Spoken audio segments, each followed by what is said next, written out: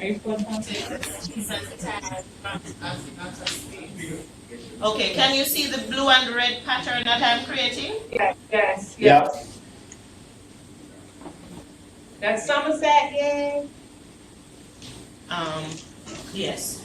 So this pattern here represents 1, 2, 3 across, or And 3, yeah. vertically. Right. So this is a 3 by 3. 3, right. Right, and you can see that we only need 4 tiles for this arrangement. Yes. Right. Now, if we were to do a 5 by 5, we would need to extend this pattern, and likewise the 7 by 7 that you would have seen. Yeah. So that's my question. So when I did the 3 by 3, yes, so 5 by 5, okay, so that's what I did. Okay, Yes. that's So- the question. So I have that and I have all 3. So we have to change the arrangement to use the same number of tiles, but change the arrangement or change the shape. I'm not sure. You said your face. The arrangement is the same, I would say. It's just that it looks different because you're using a different number of tiles. So in terms of the pattern, you have a black tile, then a white tile, Right. and the corners have been removed from the arrangement. So even though it's a Yes. 3 by 3, right, the corners have been removed. Yeah, I got that. I And just, so you said they have to be touching. So when I did, for instance, I did a 9 by 9. What I did, Interesting. I just did in a diamond shape, where they were touching at the corners only, They're touching? at the corners. Okay, The center is empty. the areas that are empty inside need to be filled with white Filled. tiles. Okay, that's my question. Okay, Yes. I understand. So it always has to be physically touching as a line. Right, so it's different, it's slightly different from the pattern that we did with the point to point. Yeah. These are arranged side by side. Okay, I wanted to make sure. Okay, Right. I understand. Now, the other thing is I did.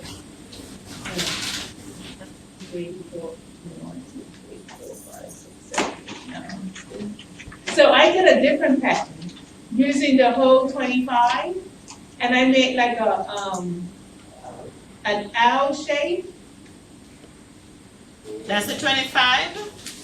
with the 25. I think. Okay, And which the means line. you would be experimenting with something different. Okay. That's good, but it wouldn't Let me make necessarily. sure. Let me make sure. Let me do that. Let me do that again. I'll work that again. Okay, so it's fine for you to experiment with that, but it would not necessarily be a part of the assignment. Okay. Right, so if it's an L-shaped, it would be different from the pattern that we're exploring here. Yes. But I encourage you to do it. You may be able to do a variation or an extension of the problem. Okay. Okay? All right. Crescentiana, Yeah, where do I get the assignment sheet? I emailed them to you. If you check some emails from Camay Hunter, There's one with a bunch of papers which have the agreed. Is it the one with the agreed? with the grid, This one is the first one, Crescentiana. This The is the first outline. one? That's the assignment. That's the one. Is this person overly?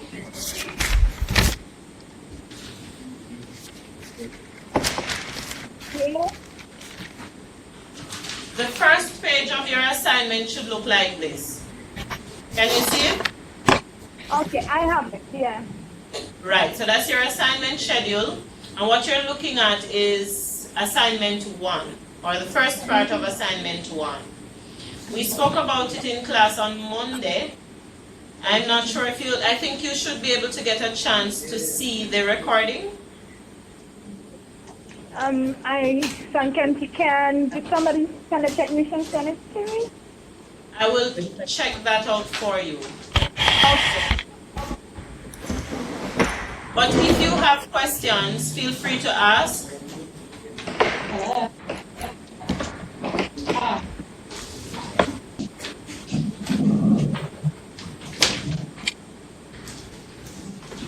Sorry.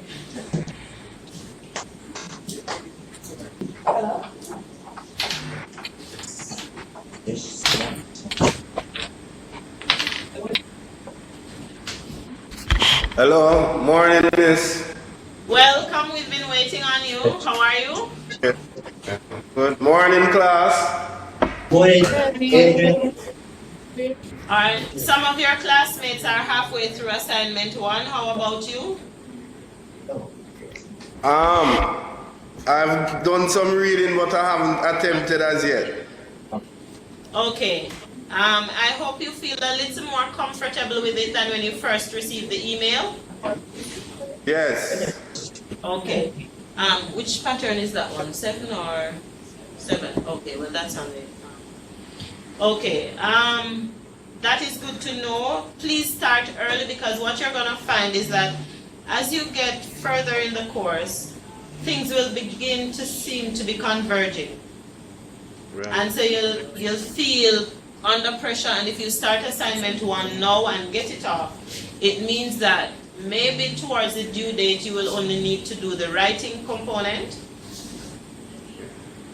And so I'd suggest to all of you that you start working on at least the problem part of it. Yesterday we were discussing, and we're talking about minimum criteria. For you to be able to make a generalization, you want to ensure that you do enough special cases. So if you're going to explore, you want to do at least 5, even if you think you see a pattern. Because sometimes even after 5, you will find that some patterns break down. Patterns do not always continue the way they start out. Sometimes they fail somewhere along the way. So you see a nice pattern developing, and 5, 6 of them are okay, and then number 7, something just goes different. Something changes. Okay? Okay. And we saw that in one of the problems we did on Monday. Yes. Yeah. Yes. Maximum area, and though it seemed quite easy and the problem seemed to have been solved, there was a difference with the formula for some cases. And so please do not just say, yes, this must be it, until you are absolutely sure. Okay? Alright, we're gonna turn our attention to the screen. And we're gonna look at, for today, a number of ideas. And I'm hoping that in terms of our discussion, we'll be able to talk about these ideas freely. Your own ideas are important, and I would also love for you to include your own experiences as teachers, those of you who have teaching experience. I will again send you this at the end of today's class, by latest tomorrow, of course, because I'm having a little difficulty sending attachments from here. Are you able to see the screen? Yes. Yes. Adrian? Yes, miss. Okay, St. Lucia? Yes, I can. Okay. St. Lucia, okay. Is it possible for you to turn up your microphone just a bit? For me? Yes, St. Lucia. Are you able to do that? Let me get the technician. Okay, I think I might be able to hear you. You hear me clearly? I might be able to hear you. Let it stay. Now, we're talking about mindful mathematics. The focus of our whole engagement here is to ensure that whatever we are doing is not just taking students through a course of studies or a set of topics that's on a syllabus simply because they're going to be doing an exam. Doing an exam is an important part of why they are in school, why they're learning. But of course, we want to ensure that having done these exams, when they move on to another level of studies and maybe further mathematics, or they move out into the world of work, whatever skills and ideas we have exposed them to will help them to be able to function in the real world. So that's the aim. Mathematics has a number of aims. There are a number of things that we're hoping to achieve, and we have to do it by being deliberate about how we do the mathematics or how we expose them to the mathematics in the classroom. And so we have to be very careful, very selective about the kinds of activities, and not just the kinds of activities, but how we open up the opportunities for them to participate in such activities. So you'll see I entitled it Mindful Mathematics, because sometimes what we do, we seem to be mindless and the students seem to be mindless and they just follow what we want them to do. We're going to take a closer look today at problem solving. At the bottom you will see gathering circles. We will look at a number of problems, but one of the things I want to take you through is just simply playing around with some circles today. I hope you have the sheet of paper with the circles that graded the circle. Yes, I hope. I did ask you to print it from yesterday, for Monday's class rather, saying yesterday. From last class, we spoke about learning to think mathematically, and Schoenfeld broke it down into 3 major components. Now, it says learning to think mathematically has 3 major components, and the first is developing competence with the tools of the trade. What does he... Screen is too close. Can I zoom out a bit? Okay. That's better. Yes. Yeah. Thank you. A little bit more. Not too far. Yeah, right there. That's too far. Yeah, right there is fine. One more. The same we can. Yeah, right there. Right there. Yeah. Okay. Thank you. That's good. Thank you.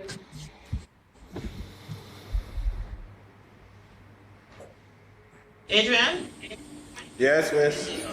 Okay, Crescentiano, Yeah. can you see the screen? Well, for now, I'm seeing Bermuda, but I guess it'll go away. When you start talking, I guess it's going to shift. Okay, all right. Now, you want to develop competence, you want your students to develop competence with the tools of the trade. There are things that we use that are particular to the subject mathematics. Some of the facts, the conventions, certain skills, and we spoke about some of those skills and processes yesterday, the techniques, routines, and so on. Now, when they use the tools, you want them to be using it to make sense of the mathematics that they're learning. It's not just about learning to use these things skillfully. They must also be connecting with the information that they're being exposed to. So it helps them to make sense of the content that you're teaching. You want them to develop a mathematical point of view, and this is extremely important because you don't want your students to walk in and walk out and wonder, why did I ever come to this class? There's no kind of connection or value being placed on what is being learned. So valuing the process of mathematics and having the predilection to apply them to problems, not just inside the mathematics classroom, but as we said earlier, real world of work and further studies if they have to, because it will be applicable in different areas of study. Problem for you to play around with. Without lifting your pencil, could you, are you hearing? Yeah, Without lifting your pencil from start to finish, draw 6 line segments through the 16 dots shown. So could you just do a square arrangement? I'm not sure if you have squared paper or dotted paper, square dotted paper, but just check for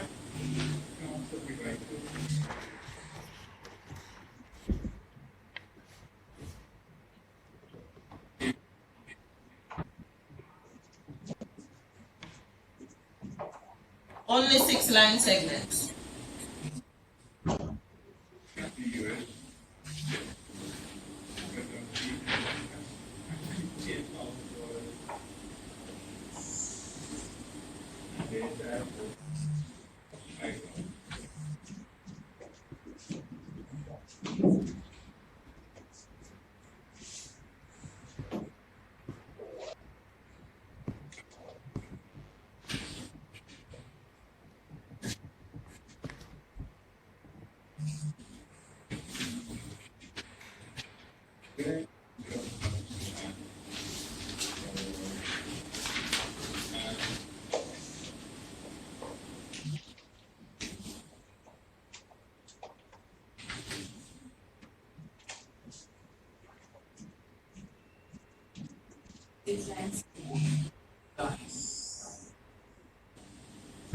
One and going.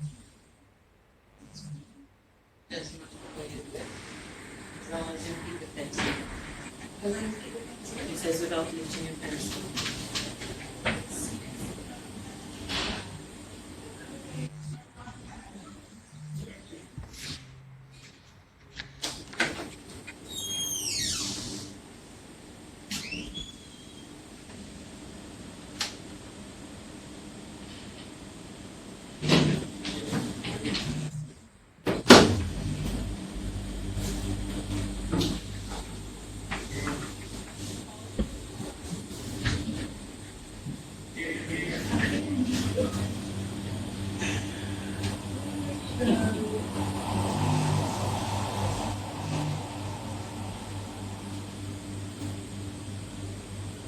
Any luck?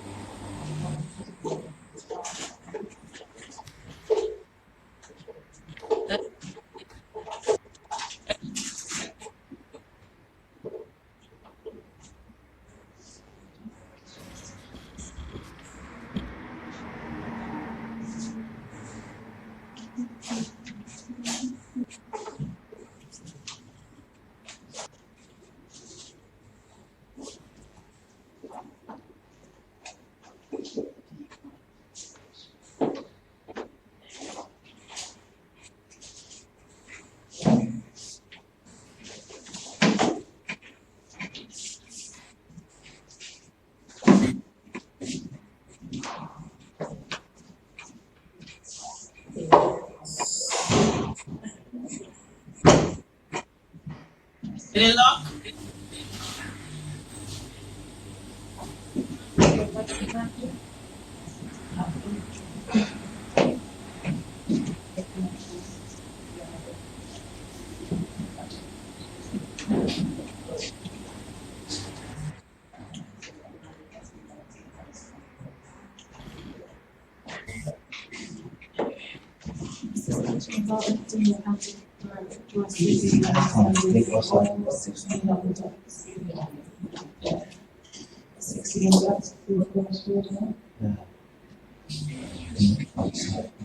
I can't remember which way to go. That's a problem.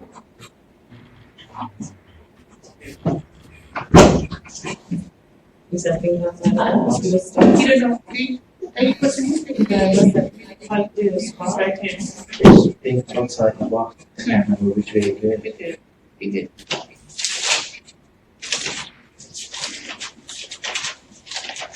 It's a door. Door feet. Disconnect. Then you go back. Yeah. Back up there. Where am I? Guys,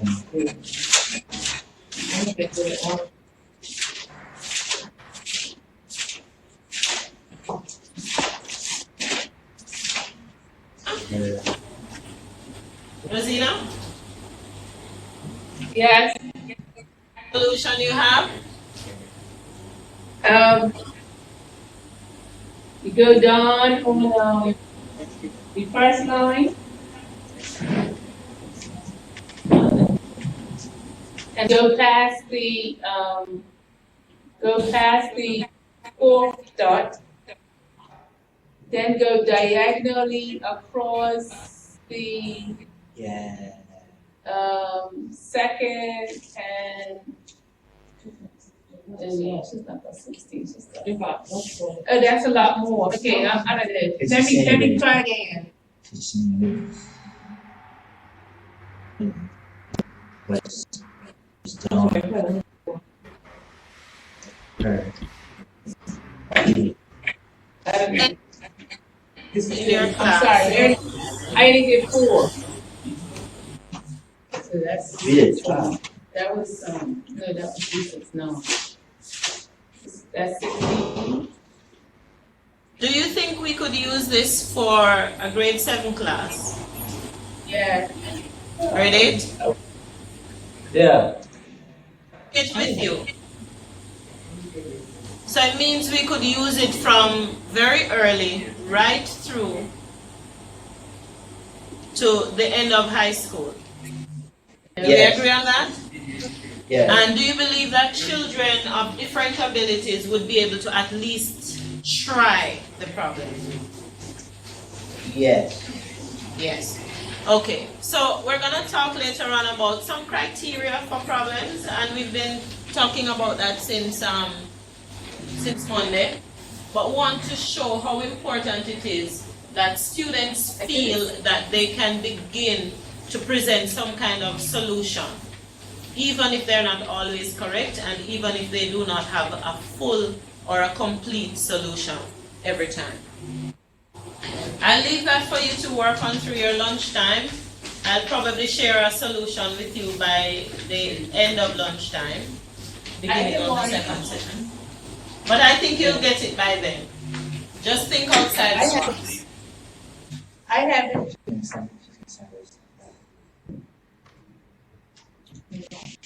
Did it, Kristen? Markers on the whiteboard? Do you have markers and a whiteboard? Do we have markers on whiteboard? We don't have the whiteboard is where the screen is. Yeah, whiteboard's where screen is. Okay, but you could write on it and then erase it, right?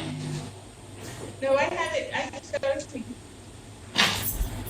Okay, From one of my books. right. If you do it with a marker, it makes it more visible to the others. Let me do the dog. Is that erasable? I'll need it. Mark on my book. Anybody else? That's gonna be. Has anyone else been successful? I'll do this one.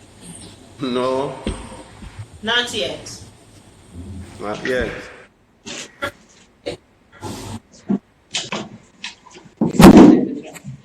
That's right, because you had left your pencil. Go. Okay. All right. Let's see if we have 6 line segments. 6 line segment? Yes. Yeah. I'm seeing. Let me see. Oh, I'm sorry. I didn't even cut them. Oh, so we're looking at the yellow lines? And the black one, I started off with black, but the black was too dark. Okay. Okay, so you went outside. So you took the first column, you went down. Yeah. Okay. But there's too many line segments. Try this one. I like the segment in front. All to be done, right? Project. So 1, 2, try to repeat her solution. 4, 6, 7, 8, 9, 10, 11. That's too many. So 1. It's not fixed.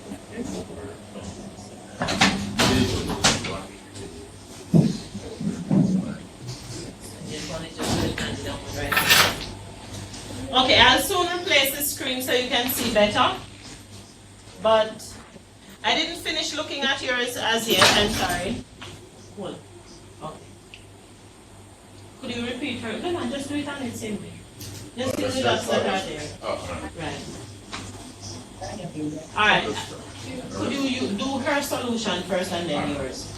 Alright, so I'm gonna ask Jomo to put your solution on the board so everyone can see it. And so he's going down the first column. First column. Go straight down. That is it. Pass it, good. I think you go up in the second. Yes, Yeah. Yes, then up. Where would he go now? And then he goes, up straight to the right-hand side, that little square, like make a square. Is he supposed to continue outside the box or? No, keep on going on the square, but I don't have, They just want to do that. okay, go up straight, Go straight up. straight up to the next dot. Up the top, up to the top, No, no, no. straight, straight. Straight. Right angle? Okay, now mark. Yeah, right angle to that line at the top. Yes, I think he wants it to the Yeah, dot. straight. So I got you with this one then. Yes, yes, apparently. Yes. Sorry. No, don't erase that part, all of it. That's Permanent.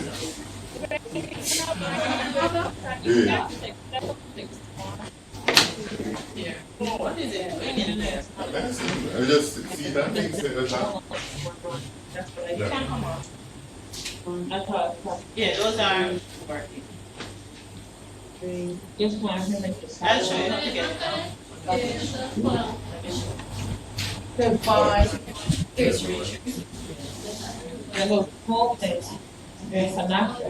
Yeah, yeah. But I have more than six, so do the other way. This time. You can get off the rest of it now. Oh, we're gonna need it now.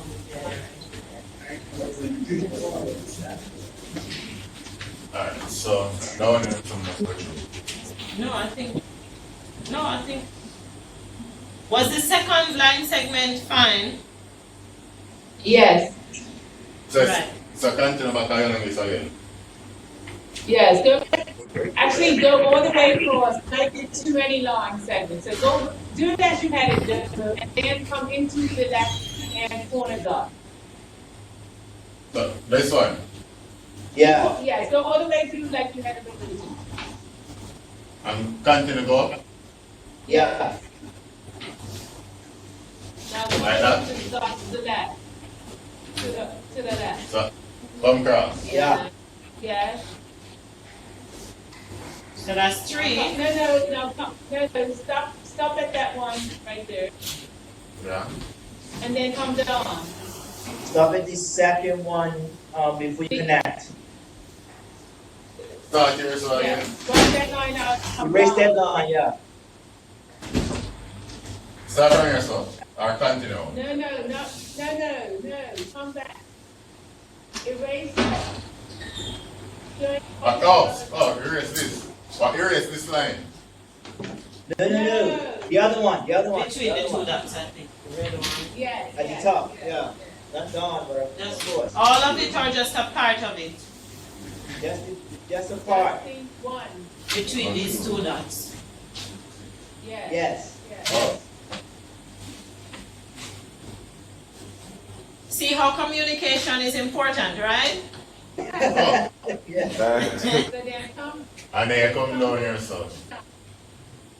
One. yes, Four. come down. Come Is down, he yes, supposed to go vertically? Alright, use up some of the math terms that you know. Feel free to use the math terms that you know. Is it Vertically, Come down vertically. come down vertically, from that dot. Yes. from the second dot? No, don't trouble that one. From where you put your The second. Breathe. No, the second dot, across. Yeah. Come down vertically. Down Come down vertically. Vertical. Yeah. Now go, And no, pass. stop at the dot. Somebody done Stop at the dot.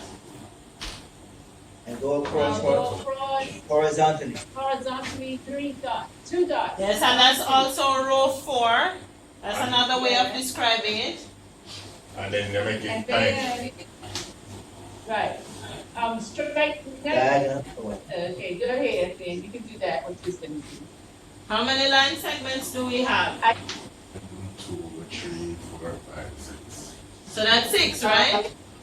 Take pause, that's not 6, that's 1, 2, 1, 3, 2, 1, 2, 3, 4, 5. yeah. So all the way up to the, 1, 2, 3, 4, 5, 6. you get, that's It is. finished, and it's finished then? So that's a possible solution, right? Yes. Your solution was different, right? Yeah, I must. Right. Oh, but it goes straight across on the door. Okay. And Joma still has a solution that's different. Oh, let's see Jonas. You want to share? All right, so that's one solution. Everybody with us? Yes. Okay. And so we're taking another solution.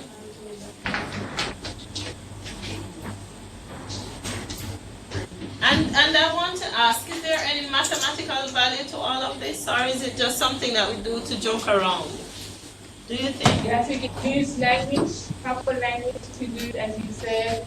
We can also count, be using numbers or using, but thinking, we're using mindful learning, mindful thinking. I guess the students start thinking about what they're gonna do. Mindful learning.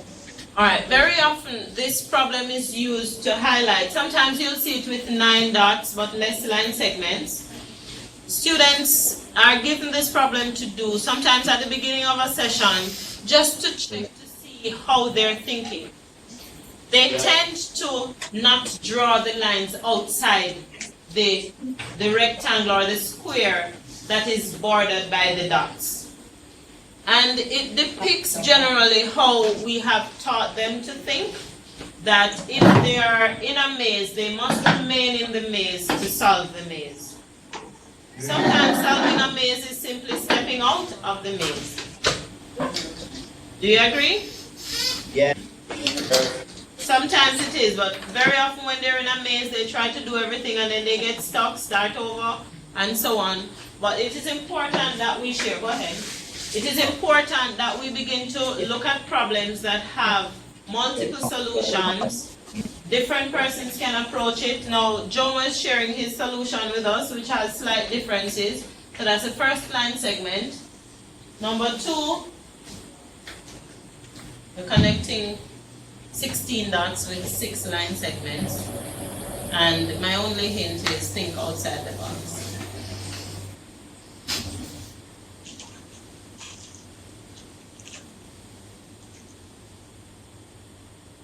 Yeah, I do. 5, 3. 4, and no, with the when you use English, please don't.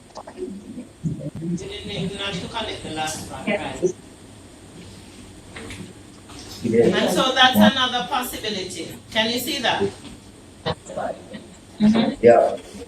I'm gonna hide that now.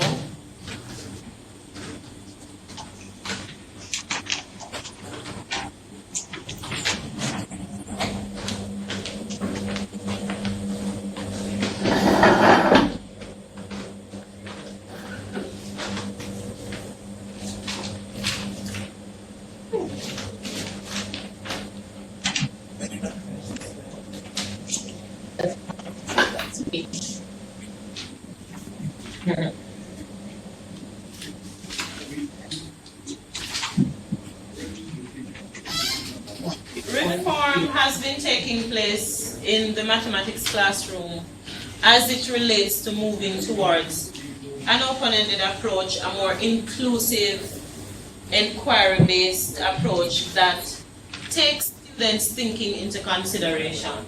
Alright, now when you talk about the open-ended approach or problem-solving investigations, an inquiry-based kind of teaching or problem-based learning, they tend to have some basic goals, and you want to select problems and look at what are some of the characteristics of those problems?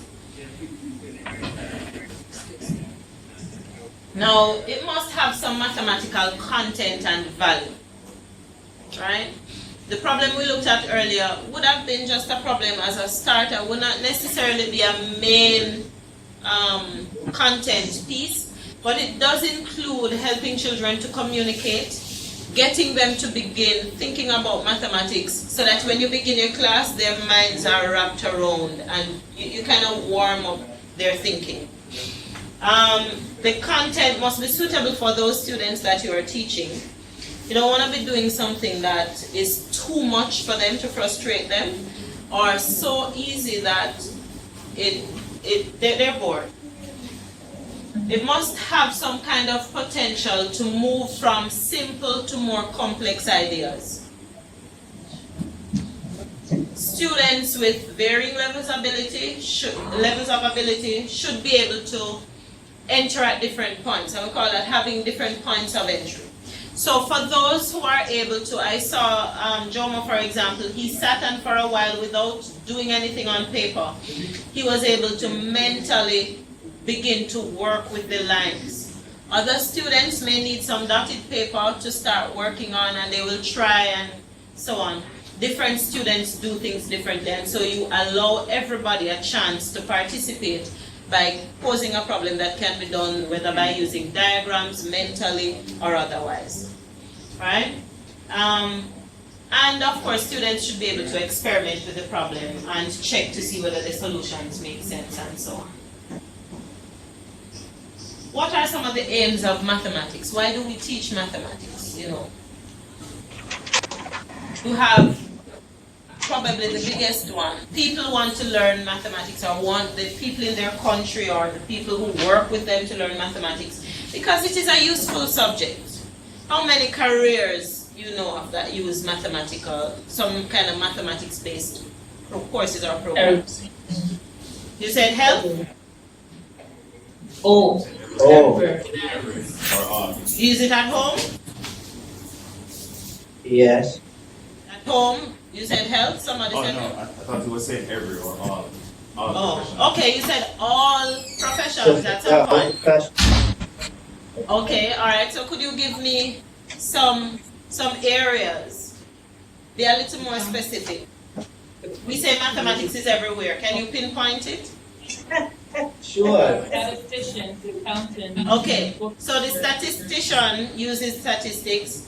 The architect uses Measurements. trigonometry, measurement, geometry. The accounting uses. The vendors use our consumer arithmetic, estimation, multiplication, and the basic social workers, pilots. Alright, so because it is such a useful subject, everybody feels, you know, you should learn it. And so if you go for a job that doesn't require you, of course, to use the mathematics on the job, they still want to know if you know some mathematics. Am I correct? Yes, miss. And by using mathematics, they kind of use it to close you out of certain things. So it's kind of the gatekeeper. So to enter university, so a number of programs are saying, if you're coming in here, you must have language, some kind of language, English language, depending on your country. And we would love to know that even some basic mathematics. Even sometimes for courses that you will not do mathematics in. There are the social aims, there's some kind of prestige and elitist connections. If you're a mathematics person, if you do well at math, you know, when you're a teacher, it seems to be more prestigious to teach mathematics because it's such a difficult subject. Have you had that experience? Have you had that experience? Yes, miss. Yes. When people ask you what do you do and you say you teach, they're kind of like, oh, okay, you teach. What subject, you know, and if the discussion continues, what subject do you teach? And they say mathematics. Then they start having questions for you. Why did you choose that? Isn't it hard? You've never had that? Well, you haven't started teaching then. You have the cultural aims, personal and problem solving, And of course, this morning we're focusing on problem solving, which does provide opportunities for the others to be explored. Now, this is not the only definition there is, or not the only person that speaks on problem solving. If you go on the internet, you may be able to find Van der Waal speaking, that's Van der Waal, speaking on problem solving. Paul Ernest wrote, he says, in problem solving, the emphasis is on the exploration of an unknown land rather than a journey to a specified goal. You're solving a problem, usually when you really have a problem, you don't know what to do. Correct? You're not sure how to solve it, you're not sure which road to turn. And if it's a real life problem, even if it's not mathematics, you're gonna have to start thinking, what am I gonna do? And you may try something, and if that doesn't work, you try again. And you keep going at it until you solve the problem. You don't know exactly what the outcome is going to be, because usually if you know the outcome, then you can get there. Right? Van der Waal speaks about doing non-routine tasks. And so you can look up that Van der Waal, that definition that he gives, where he says it's like doing a problem is like doing something where there's not a pre-described or predetermined solution. And so if, for example, you have just explained to the students how to find the different sides on the right angle triangle, and you ask them to do one by using what you just showed them, you're probably not asking them to solve a problem. That's a routine exercise. You're gonna follow some routines, maybe an algorithm, maybe do some transposition, take some square roots, but it's not really solving a problem. However, when they are solving problems, they may still need to use all of these algorithms and skills. It's just that you didn't teach them these things in class the way the problem is presented. Right? Okay.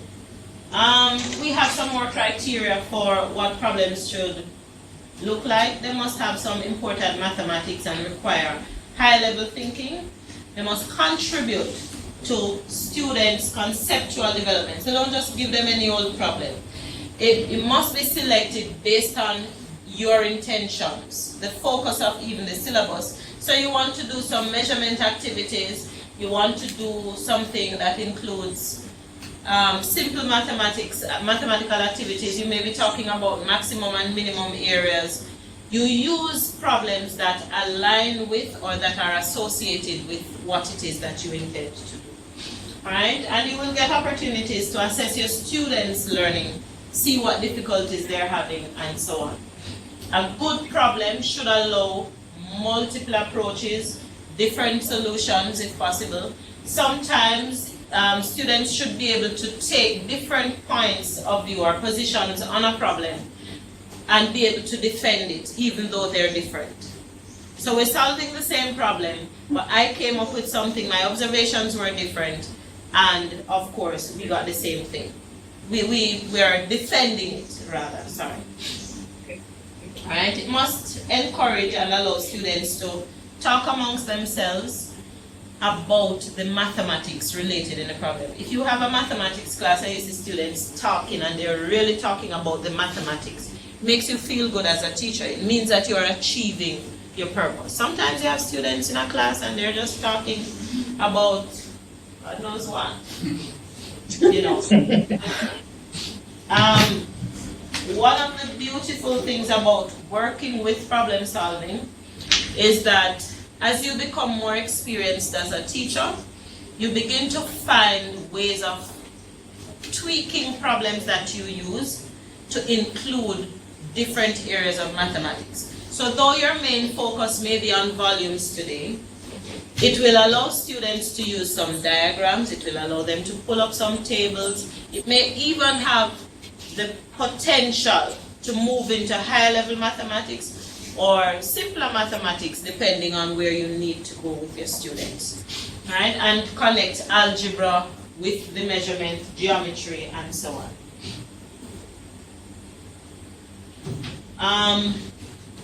You want your problem to be promoting some, even if not new skills, skills that are important for students to learn. We're talking not just about skills in terms of hands-on, but also mental skills, and you want them to be able to practice those mathematical skills.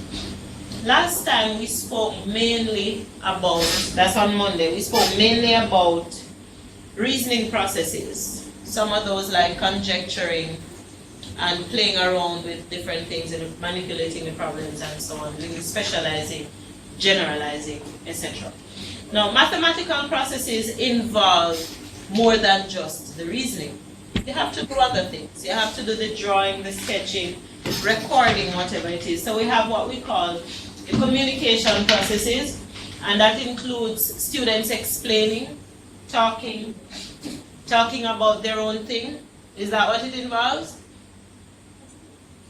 Not necessarily. It must mean that opportunities are provided for students to talk about the mathematics that you are engaging them in. Importantly in communication, Bermuda, are you still with us? Are you still with us, or are you ready for your break? I'll give you a break soon, don't worry. You'll get a break. We just have some. Go ahead. We're just discussing something that happened in our country recently, and it has a serious effect on us. I'm sorry, but it was really important. Okay, would you like us to discuss it? Would you like us to share the discussion towards? Okay, just check. All right, I'll give you a break long enough for you to discuss it, and I'm sorry that it's affecting you that badly. Yeah. All right. That's a part of also. It is a part of handling what's happening in your classroom. Because as a teacher, you're not teaching in a vacuum. Things are happening around your students all the time, and so we have to be mindful of what it is. Is it that sharing would make a difference? Would it help? No, if not, we talk about it outside of the general time. Importantly, I want you to note that agreeing and disagreeing, refuting, is a part of the communication process. It shouldn't be, the discussion shouldn't be going in one direction where students are always agreeing with the teacher or just taking what the teacher says. The communication should be between students, between teacher and students, and it should be a case where students defend their points. They say, this is what I think it is, and they say why. Sometimes, by explaining, they figure out where they're making sense and where they're not making sense, exactly. We have the operational processes where they sort things, order things, change some things. The reasoning processes, they collect, clarify, analyze, and try to understand. And of course, those recording processes where they do the graphs, they create lists, they write about, for example, in assignment 1, you're going to be describing some of what you did in the assignment. And for another part of one of the assignments too, I think, when you read the article and do the activities, you'll also be writing about what you do or what you did. So we have a number of mathematical processes, and I'm sure this list is not exhaustive. When you talk about, and normally I would give the definitions, but I was trying to cut down the length of the part that I'm presenting. We can look at, I can send you a document with some definitions for these terms. I want to talk about a student that is doing well at mathematics or mathematically proficient. You want them to show you that they have strategic competence, conceptual understanding, procedural fluency, have a productive disposition, and adaptive reasoning. Some of them probably will give you a hint, but it is good to look at the contextual definitions, and I will add that to the slide before I send it to you. Okay? I didn't put it in this one because this is kind of a lengthy presentation. I'm trying to cut it. So I'll do it before I send it to you. These you can see when you get into reading the presentation yourself. You know, some of the structures and processes of mathematical thinking. You begin to ask questions such as, how did you? Your questioning techniques and skills have to be developed, and it does take time, but once you get into it, you begin to know the kinds of questions. You have to practice. It's like when you're doing teaching practice, you're gonna teach construction for the first time. You don't just look in a book and say, okay, that's what you do. Usually, you take your geometry set and on a sheet of paper, you practice some of the skills. Questioning is a difficult set of skills to develop. And so as a teacher, part of what we do is try to change your questions and pre-write some of the questions. As you get better, as you get more familiar with it, you get better with your questioning skills. Alright? When you ask students, what if, or when your students begin to say, what if we had done this instead of, what if we had used fractions instead of whole numbers? You know you're beginning to get somewhere, because now you're not directing the thinking of your students, they are beginning to think on their own. Okay? And those are intended to provoke children into becoming aware of the processes, encountering some kind of proofs, and exploring. Right?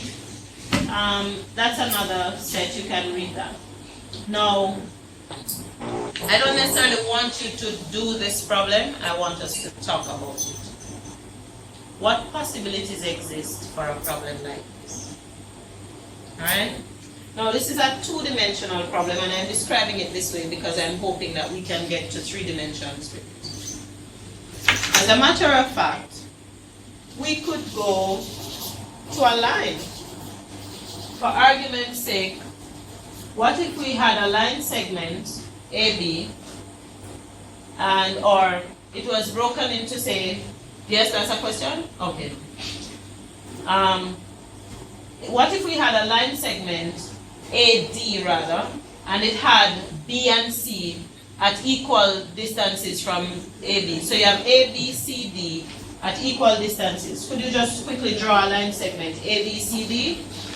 Roughly equal distances apart, A, B, C, D. A straight line, A, B, C, D. And I want you to keep in the back of your mind that when you see a problem, you do not have to use it exactly as it is. I want you to know, depending on the students you have, you can go back and forth on the problem. Alright? So we're going to look at the potential that this problem has for different levels of ability, for whatever the purpose you may want, and so on. So that line segment, how many line segments are there? How many line segments can you find? Using that particular shape, or go ahead. If what? Did you draw the line segment? Yeah. Yeah. Okay. Right, so you have A, B, C, D. I want to just start off by saying we have a line segment AB. Do you agree? Yes. How many line segments can you find? You don't have to solve it now. We just want to explore. So you have AD, you have AC, you have BC, and so on. You get my drift? Yes. Yes. Okay. Now, so that's a simpler version of the problem that is on the board. What we have is an 8x8 checkerboard, and we want to find out how many squares are there. Now, if I were working with younger students who are just beginning problem solving, one question I might ask, or I might break the question this way, I may say, how many unit squares are there? Just to help them begin to understand what I mean by how many squares. Because for you, I'd probably just ask you how many squares and leave you on your own.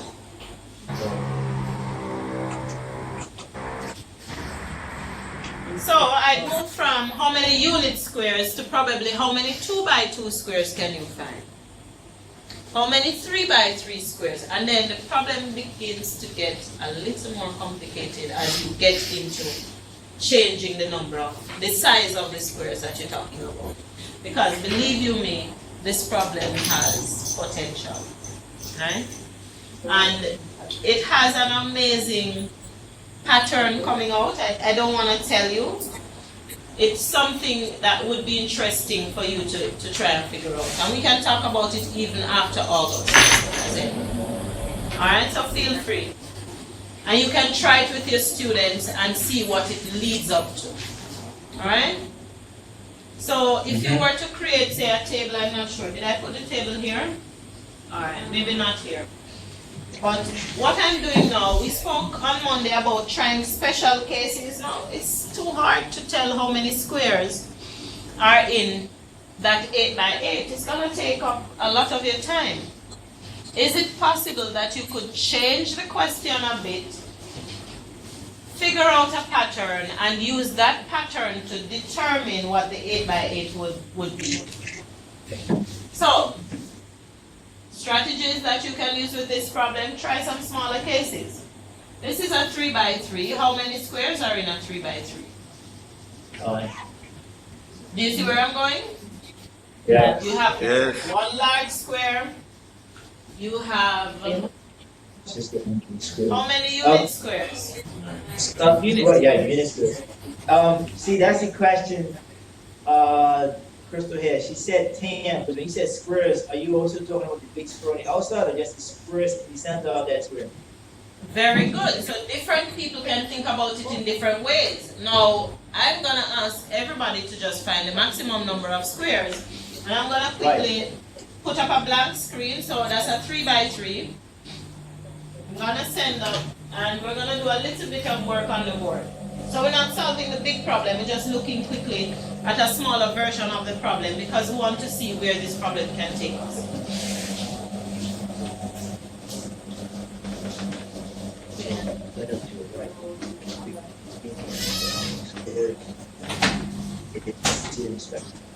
Units. Doesn't matter, still 6 squares. No, in that case. So, If you ask the question, so like she said, for young ones, you're gonna have to say how many units. Adults, other adults, many of us would assume how many squares, okay. If that was 3, it's 1 black, 1 white, 1 white, 1 black. You know what I'm saying? So it was 3 in a row, all together, 1 square. First of all, it's actually 10. And she said, Alright, so very quickly, I have 2 columns, size of square, and so I want to say how many 1 by 1 squares are there, and how many 2 by 2 squares, how many 3 by 3 squares. So the 1 by 1s we know very quickly, the number of unit squares would be 9. The number of 3 by 3s, of course, is 1. Are you seeing that? That's the big square, right? yeah. That's the big 3 by 3. So this is a 3 by 3. And then I'm going to split it into unit squares. Very crude drawing, but we will assume that these are all 100. Can you see 9 unit squares?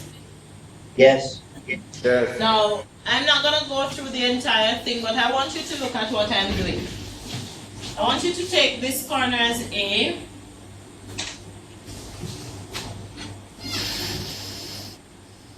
This one as B, C, and D.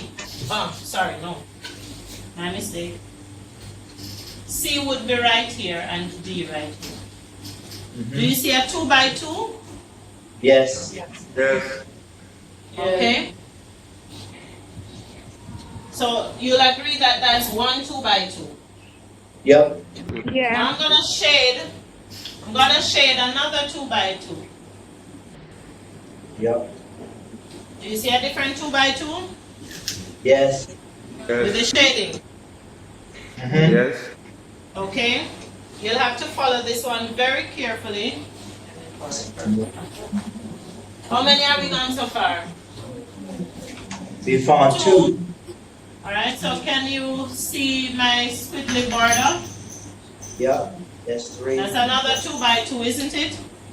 Yes. That's 3. And by erasing over here, That's 4. how many? 4. 4. 4. 2 right 3 is 1.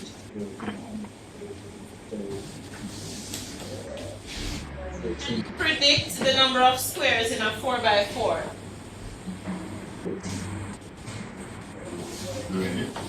No, predict. Just predict. Oh, predict. Okay, so very quickly I want to find the sum. That's 10, 14. But the sum may not even be as interesting as just looking at the individual number of squares.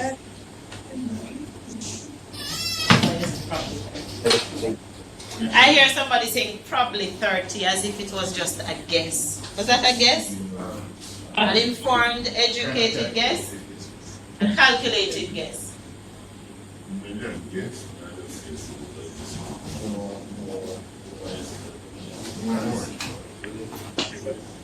Small one was 9 with square, the only square is the square here, and then the second was 4, the last was 1. So I guess it graduated not all said it was 8 squares, it was 64, 49. It's just like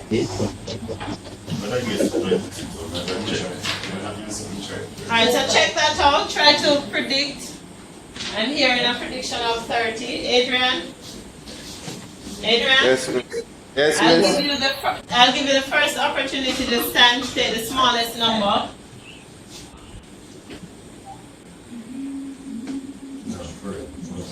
Is that okay with you? Repeat. I didn't hear you, miss. Go again. No, I'm saying I promised you on Monday that I would give you the first opportunity to choose. Or would you prefer to wait until last this time? I'll wait until last. I see. Okay, if that's your choice, I'm not gonna knock you. Now, Donald is saying this number here, 1, is the same as 1 squared. 2, 4 is the same as 2 squared. And 9 is the same as? 3 squared. I don't know how Donald see a pattern in that, but he's a mathematician, his brain is working in a particular way. And of course, once we're working on a problem, it is important that we begin to kind of start looking for possibilities. Do you agree? Yes. Alright. He's saying that if we did a 4 by 4, I'm gonna try to use this part of the board, let me know if you're seeing it. If we were using a 4 by 4 square,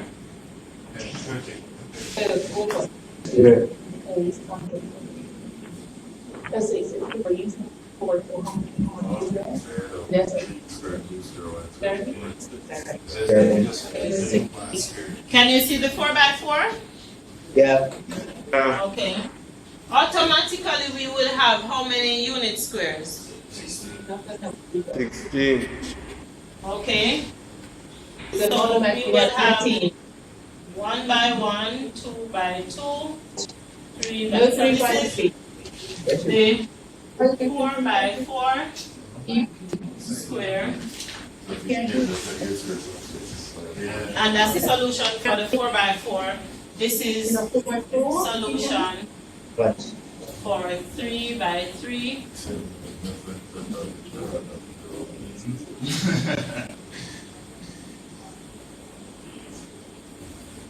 Alright.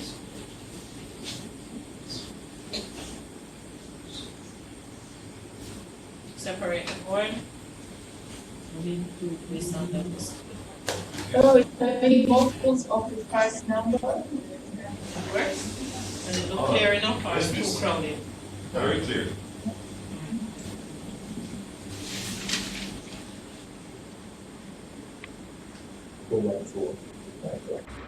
Okay. So we're saying we would have 16 unit squares. Do you agree? Yeah. Yeah. And of course, one big 4 by 4. Now, in between, we would have to check. Oh, yes, we just check. Now, did Donald check? Not really, he just guessed? No, I checked it after. Oh, you did check? Afterwards. Okay, and you're convinced? Very convinced. Okay.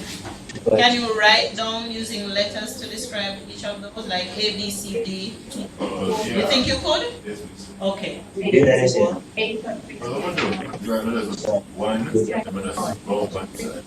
Okay, so you shift it along. Okay. So, a useful way of doing this problem or helping your students to work with the problem, Jomo just indicated that to us. If you were to have, say, graph sheets working with, well, let me stop so you can do what you're doing for a while. Go ahead. That's too much. The square tiles will work as well. So basically, you have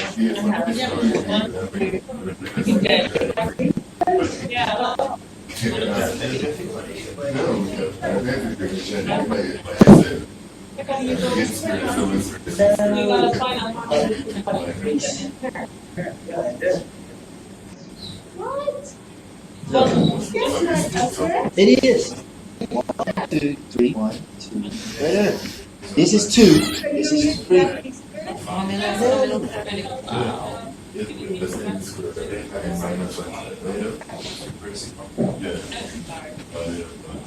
Can you manipulate that if you want? Squares and it's square. I understand that, but I You do usually square, but particular one. those people just use one, two, that one. You didn't use all these squares. Did you use all the squares? Yes. The 2, the 2. For the 3 by 3, you don't use all the squares. That's not the only one, though, right? Yes, I will Yes. do that one. So you see how something very simple can involve. Did you get where I'm going? You can move from a very simple problem.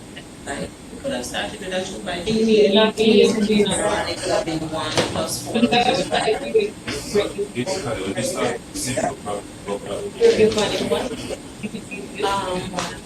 Alright. It's like looking at, think about that jigsaw puzzle.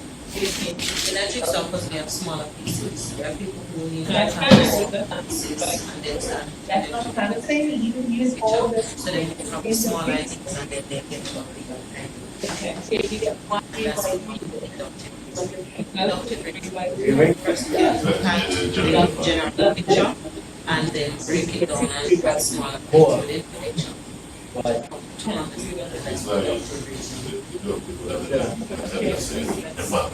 this one has 3 by 3. This one, a lot of it.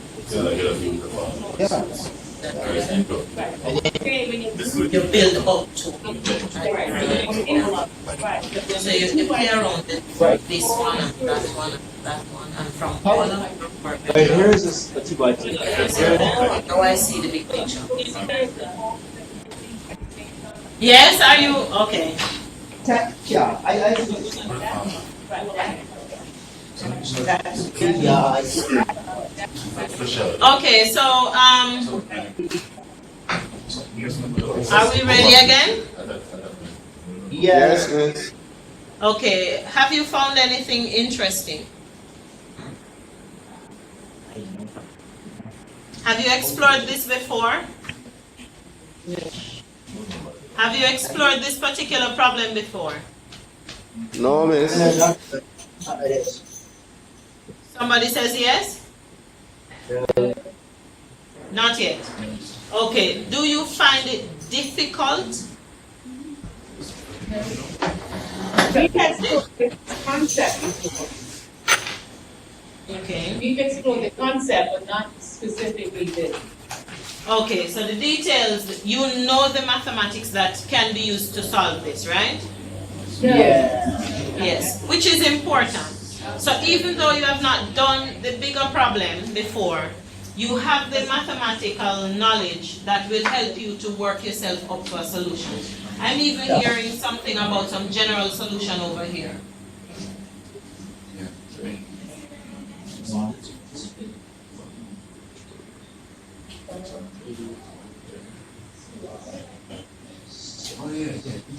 Alright, would you like to share which internet?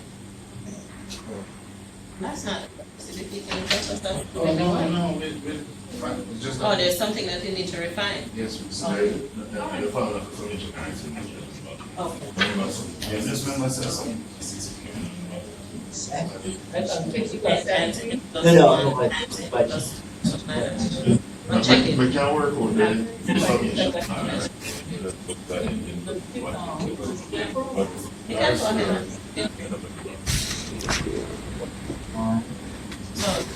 Donald, they want to share? that's what I'm saying. Whichever one. Alright, so Donald is going to share with us some kind of general solution or at least a beginning. Alright? And so we'll discuss it. Don't be afraid, don't worry. So they have to ensure that the students know that in your environment, and I'm saying this out loud, not to. Alright, can we come together?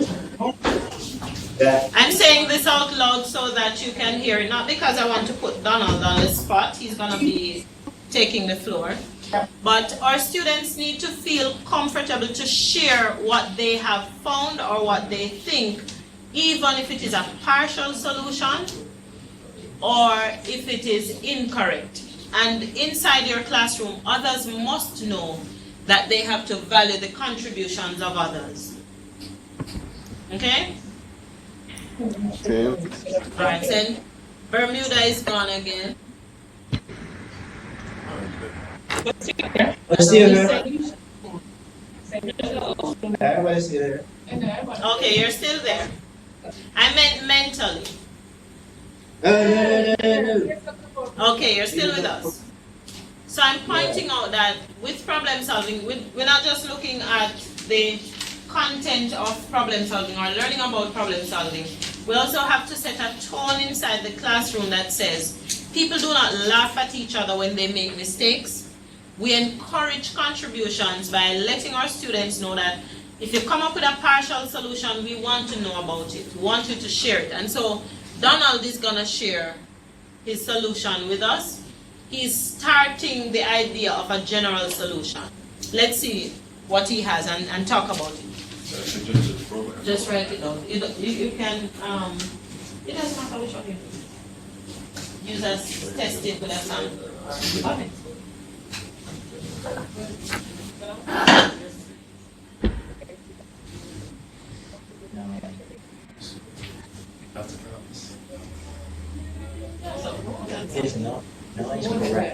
Alright, for the 4x4 square, for those of us who have already done it would recognize that, of course, when base case squares is equal to 1, the total amount of unit squares would be 16. For the 2x2 squares, we would have gotten 9 2x2 squares in total. And for the 3x3, it would have been 4. And of course, for the 4x4, because it's just this one big thing, of course, it would only be 1. If we look at these numbers carefully, we'll recognize that 16 is actually 4 squared, 9 is actually 3 squared, 4 is actually 2 squared, and 1 is actually 1 squared. Now, before, with the 3x3 squares, where we had 1x1, 2x2, and 3x3, it was 9 squares, 4 squares, and 1 squares. And this would be the same as 3 squared. This would be the same as 2 squared, sorry. And this would be the same as 1 squared. So, if we basically compare these two, we recognize that if there are 3 squares, the first amount would be a square of 3. The 2x2 would be a square, 1 less. I'm not sure if I explained it properly. Yes, I understand. And all the way down to 1. Right. So basically, if you have 1 by 1, 1 by 1, 2 by 2, all the way down to n minus 1 by n minus 1. Oh, you guys can sort of write it? Yeah. Okay, let me see if I can get this a little bit bigger. So if you have 1 by 1, 2 by 2, all the way down to n minus 1 by n minus 1, and then n by n, we would have n squared, n minus 1 squared, all the way down to 2 squared and 1 squared. So to find the total number of squares in the larger picture, it would just be the summation of the squares, which are the summation of n squared from 1 to, sorry, the summation of r squared from 1 to n. Jomo, what was the general formula?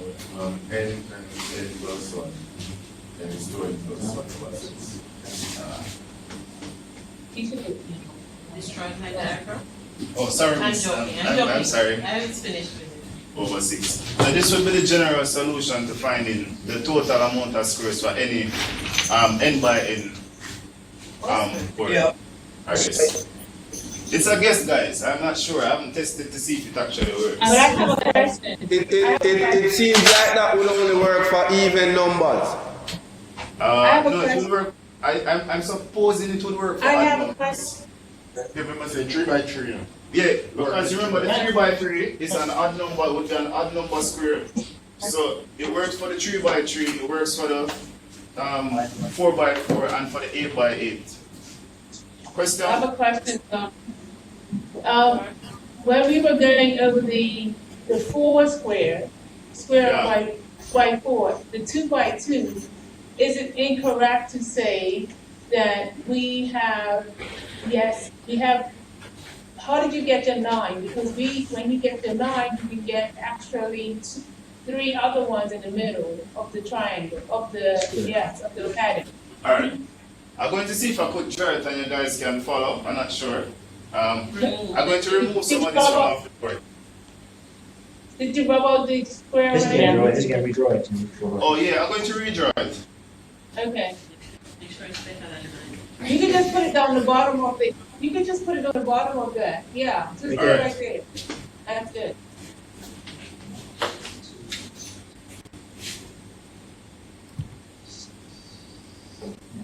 Justin, do you? 8. They want us to just. I'm trying my best to get a square, guys. That's fine. Terrible. Terrible. Alright guys, I So, think this is a 4 My by 4. question, so my question then comes, it's obvious the ones that are 2, it's 4 cross 2 by 2, right? And Alright, go again. it's 4 2 by 2s going, 4 2 by 2s going across, right? And it's 2 2 by 2s going down. But if you do the center 2, where your fingers are right now, where your fingers are pointing right now, Yeah. see the 2 right there? That's an additional 2 by 2. Okay, could I make a suggestion? Alright. For the first, when you say there are 4 going across, you can't get 4 2 by 2s going across. Yes. No, Because, 2. alright. It's two twos. 2 there. It's 2 going across, not 4, yes. It's 4 2 by 2. So, Go ahead, Donald, sorry, alright. go ahead. The 3. So basically, what's happening is that we're going to have the first 4 by 4 here. Right. C and B. This will be the first 4 by 4, right? Correct. 2 by 2. First 2 by 2. I'm sorry, guys. This will be the first 2 by 2, right? Yeah. This will be the second 2 by 2. Yep. Everybody see that? Shade it. No, Yeah. 2 by 2 like that. Everything. You just shift it to a 1 unit. And then if we start at D and we go 2, 3, 4, right here, Label the points and use it. that would be 3. Everybody see Yeah, that? The first 3? Yeah. Yeah. I'm Alright. using this. Shift it down. I don't- No, if we start No, right here, so. somebody's. Rosina, did you say you missed something? Yes. Oh. Okay, let's slow it Was down. a rectangle. I was taking 2 by 2 as 2 of the 1. Oh, A rectangle. 2 of these. Oh, Oh. Yes, yes, yeah. Oh, okay. That's why Okay. my logic is incorrect. Okay, Alright. that makes It sense happens. now. Okay, that's fine. Go Okay. ahead, It Donald. makes sense It makes sense, yeah. I wasn't, Okay. I was doing the 2x2. I was Okay. doing the 2 with the ones. Right. Okay. All right. So it's fine then. Yeah. Thanks. Okay. Okay, are you finished taking any notes that you need? Yes, yes. Okay. Yeah.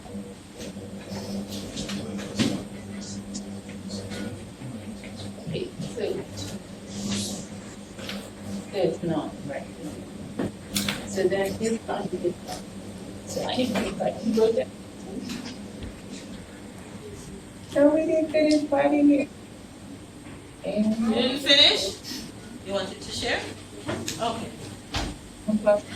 You wanted to share something, Rosina? I didn't think it's formula. I wanted to write it down. Okay. How do we zoom in on that? All right. Could I probably, when at the break, type it onto the computer, make it big on the screen? Or I could put it at the end of today's presentation or insert it on a slide somewhere between. Yeah, sure, thank you. Would that work? Yes. Right, because we have software that we can type in the formula. Okay? Yeah. Yes, miss. I have it at home, so I don't know. So I did have the table, right? And so could you just quickly fill that in based on what you just did? We can't the top. Can see What's the the table, top? it's a 1 by 1 at the top, and it goes down to 8 by 8. So a part of, all right, I'm saying this now because you have parents to deal with. You have to be accountable. You can't just say you gave them some problem solving work in class and you have nothing to show for it. So part of helping your students to write up is to encourage them initially to use some kind of organizing feature, a table, some diagrams, some systematic way of working that will help others to see that, of course, the students are actually doing work. Because regardless of how brilliant you say my student is or my child is, I want to see that there's something being written or recorded. And so a table is one of the very convenient ways, and it helps students to organize their ideas, and it makes it easier to see patterns where they exist. All right? So use of tables, diagrams are part and parcel of what we do in helping to develop the problem-solving skills and strategies. All right?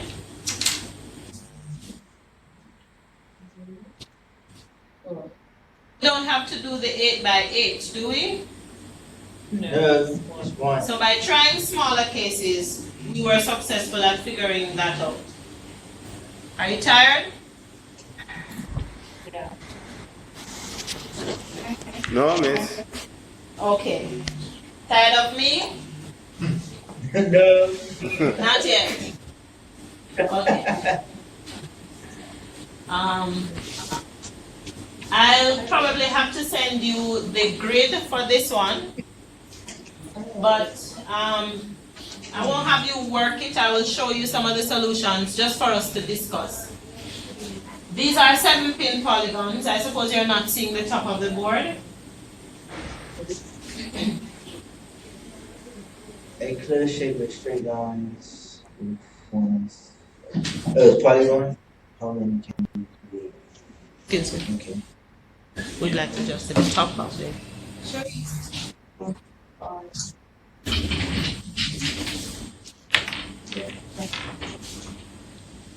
So we're adjusting so you can see the top. 7-pin polygons, and the definition is a closed shape with straight edges.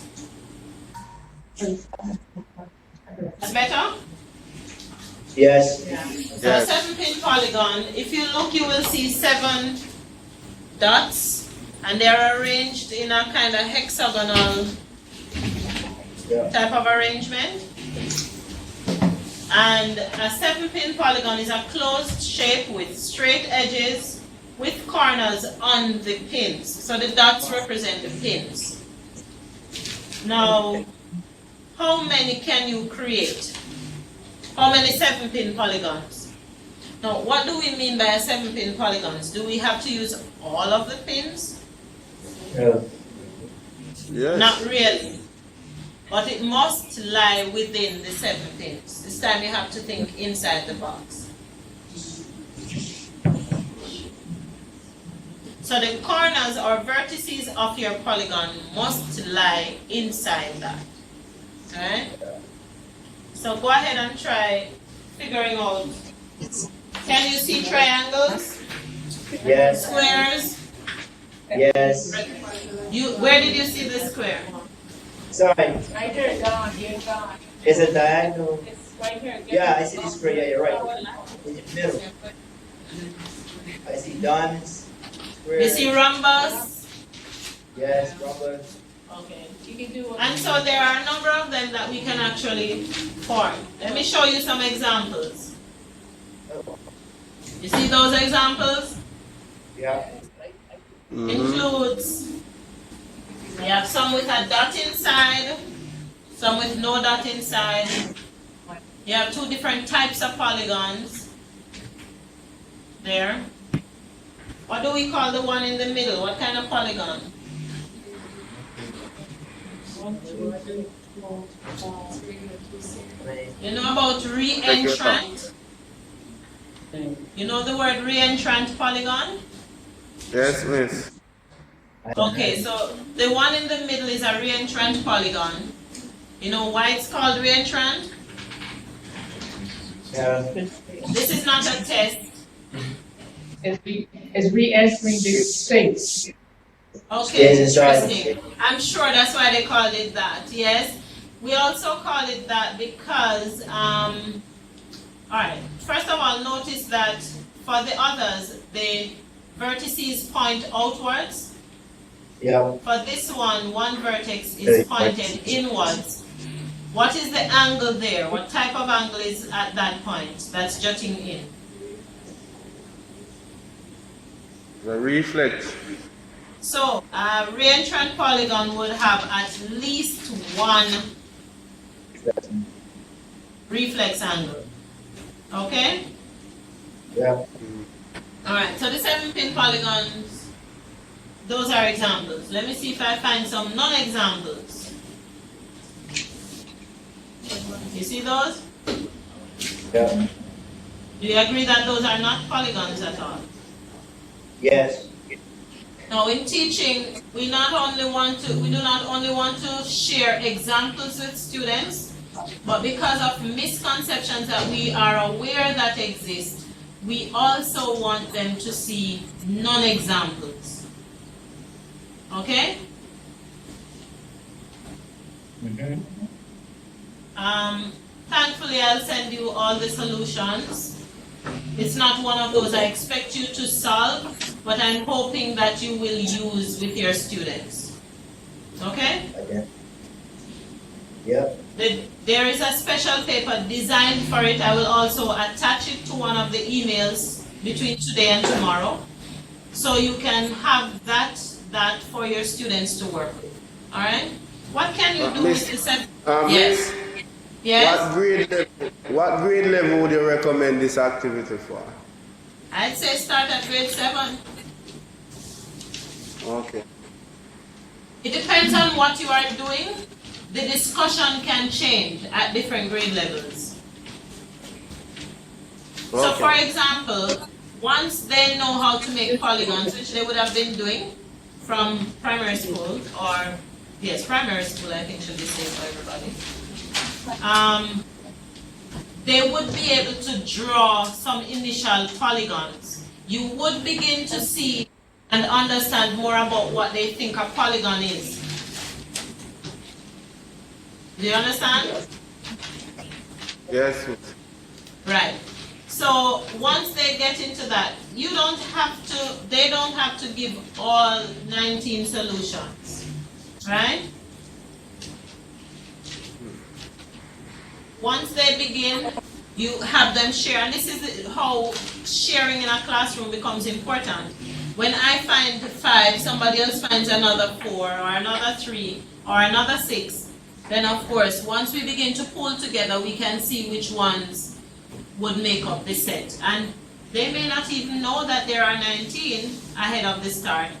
You try, every time they do, you ask them, are there any other? Can you find more? And so on. Alright? And for those who are not used to the idea of reentrant polygons, this is one way of getting them introduced to the idea of reentrant polygons. This could be a puzzle that they solve at the end or beginning of a class on polygons. Do you see that possibility? Yeah. Having done that exercise or that activity, students can talk about the names and properties of the shapes. They can look for lines of symmetry, rotational symmetry. They can talk about angles. It can be used with area and tessellations, because we can check to see which of these polygons tessellate. Do you know about tessellations? Alright, we will look at tessellations in our next class, I believe. Did you, by the way, check to see if you can access Geometer's Sketchpad? Yes, miss. We can. Access what? I have a question. Geometer's Sketchpad. Are we getting it for free? Do we get a code, a pin? We are being recorded, so I'll speak to you. Okay. I have a question in front of You could check online to see if they have a trial version. Okay? It requires registration, miss. Yes, it does. Oh, what does the trial version? The sketch, miss, it requires registration. I have to be able to copy. You are able to what? I'm not able to use the version without Okay. purchase. All right. I'm trying to get you to load it onto their machine because it is available. The students on Mona campus should be able to access it. that geometry sketch. Um, Ms. Hunter, yes. I have a question. In keeping with the requirements that our students are in sitting for exams, right? And they're going to require certain languages used and kind of for us not to, I would assume that students not think outside the box, but think inside the box. How do we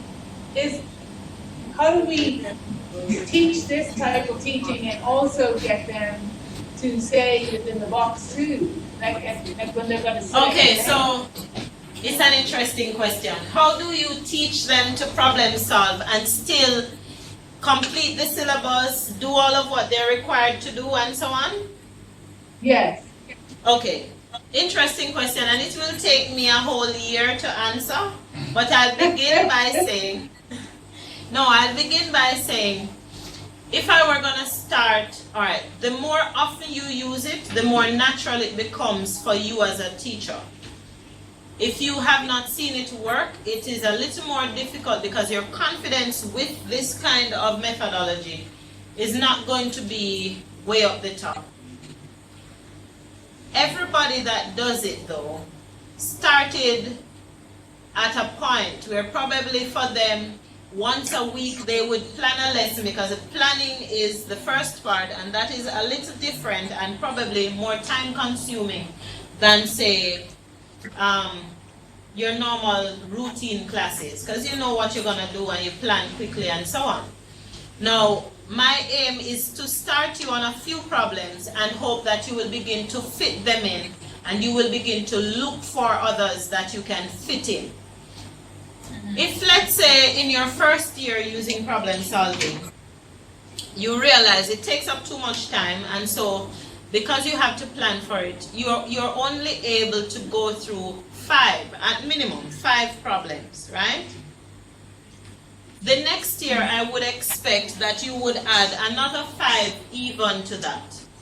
Having done 10 problems over 2 years, you begin to understand the dynamics a little better, and it makes it easier for you as a teacher. So it has to have a starting point, and it gets better with time.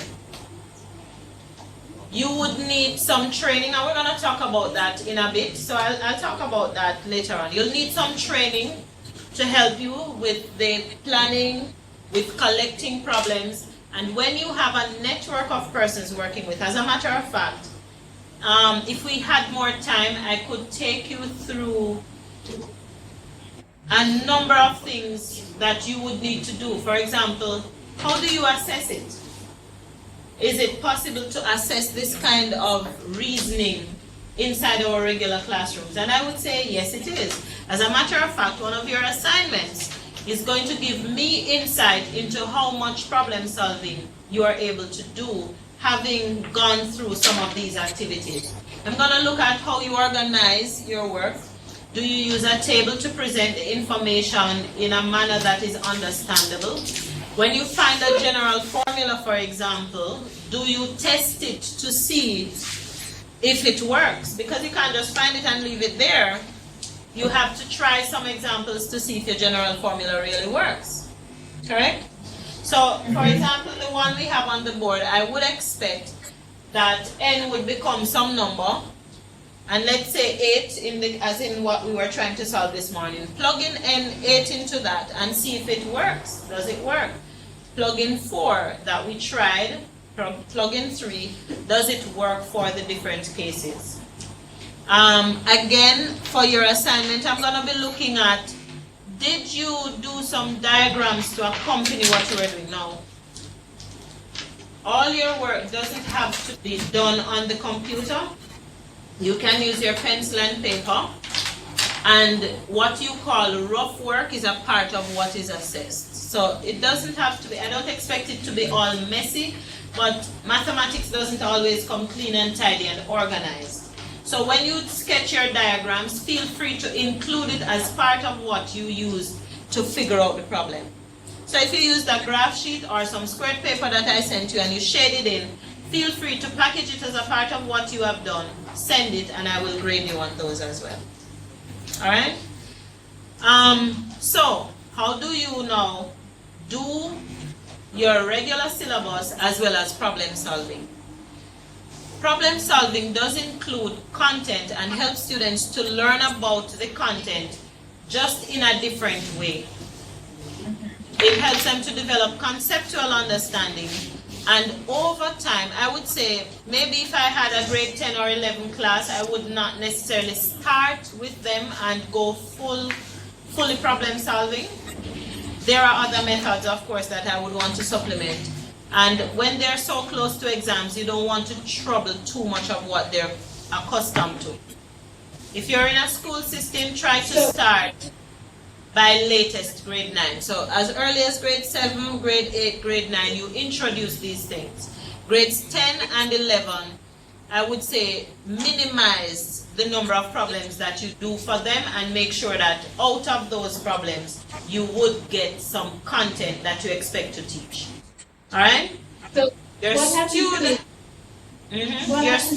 what happens to the student who, after you got them to thinking and reasoning, then gets a teacher who says, you just have to do as I say because I said it, and don't try to give me no flack.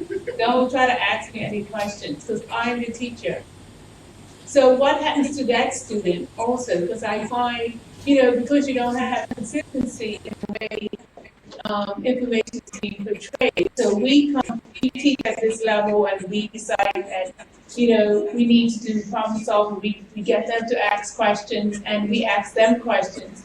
But then they get a teacher in the next couple of grades that says, do not ask me any questions. What I say goes.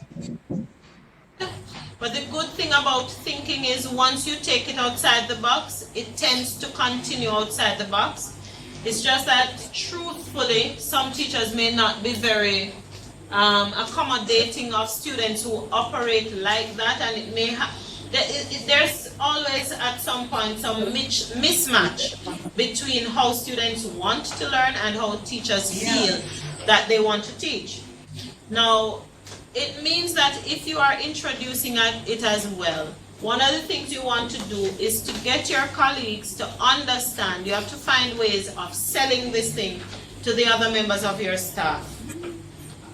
It is not just a one-man effort, because you are likely to fail if you are gonna, it makes it more difficult. You don't have to necessarily fail, but it makes it more difficult if you are the only person.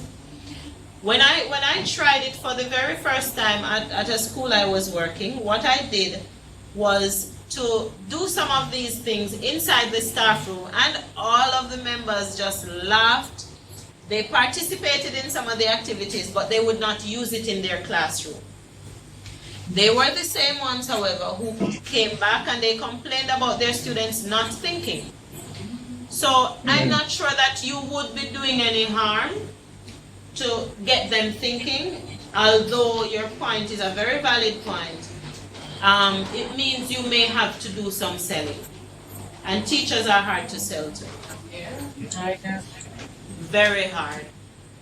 You know, so it might mean too that you need to get the vice principal or the head of department or somebody who knows, who can influence. You know those people in the school who have influence? Yeah. Yes, you may want to convince them that what you're doing works. Okay?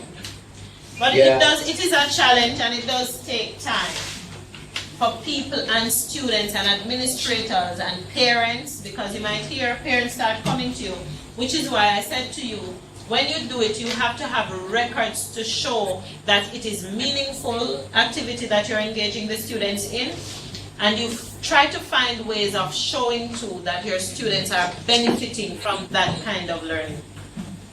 All right? It will not necessarily show in their grades in the first semester or term.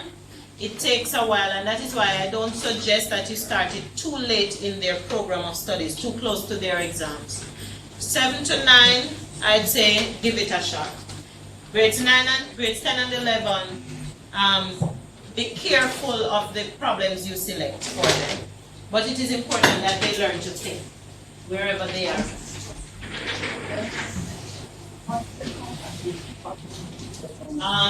So we're moving on from 7-pin polygons. And you'll find that I go back and forth between problems and just generally talking about problem solving, inquiry-based learning, and so on.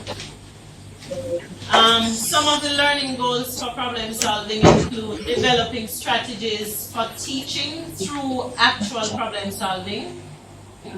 We spoke about solving problems in different ways.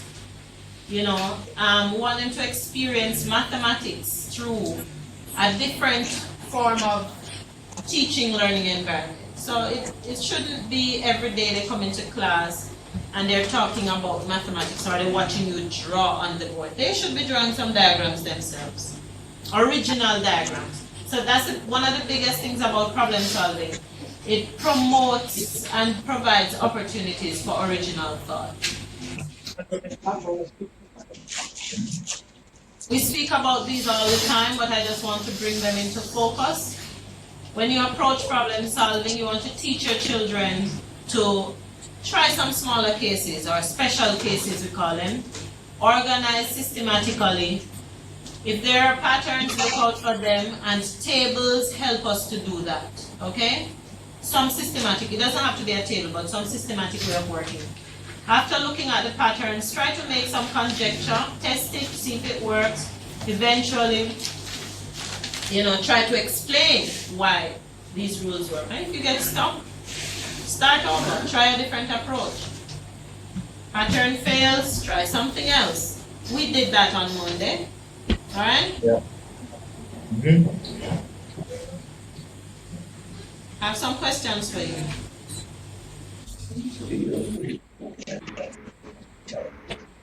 These classrooms must be challenging and engaging for students, all students. You're a yes or a no? Agree. Do you agree that mathematics classrooms must be challenging and engaging for all students? Agreed. Yes, yes. Agree. Okay.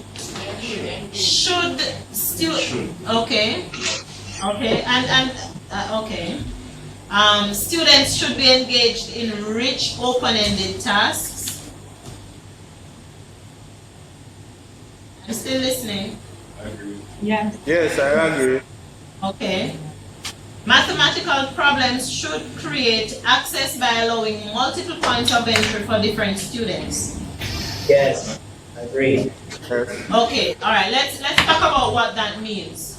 Allowing multiple points of entry. That's what you're asking about. It means that even for students who struggle with mathematics, there should be some even small thing that they can do to start working on the problem. So for example, if I asked how many squares, students may not be looking beyond the unit squares, but at least they can count unit squares. They can look at a square and say, okay, we have this number of squares and so on. In a different problem, they may be able to draw the first set of diagrams. So I might provide you with a problem and I give you figures 1, 2, and 3, and I ask you to draw the next diagram in the sequence. You understand? Create a table, how many tiles, and so on. So even for students who struggle, they must be able to find some part solutions. Partial solutions are important, right? For those who are gifted and do well, the problem should also allow them to not get bored, but to be able to move to another end of the problem, probably in a shorter time, and so on. So where you might have one solution or part of a solution, somebody else may get up to the point of a formula. Alright? So it doesn't mean that success in problem solving, you have to get to the point of problem. Some amount of success, some measure of success. Right? And so by that token, as teachers, as educators, would you all, and you don't have to answer this one now, but just for you to think about, would you all want to commit to providing opportunities for students to be engaged in doing rich open-ended tasks and challenging them and getting them engaged? Because disengaged students are the worst students you can have in a classroom, especially a mathematics classroom. If the student is sitting and they don't want to hear, they're not interested in trying, you are going to have a hard time, a very hard time. I could give you a 10 minutes break now if you'd like, because would you? Sure. Sure. Okay, because I have another problem for you to do and I'm sure you are tired.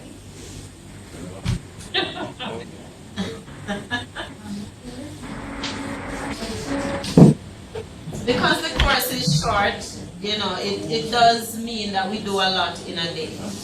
Okay? So go ahead. Alright, I'll take down the screen and put in the formula that we had promised. And then you'll check to see if it works.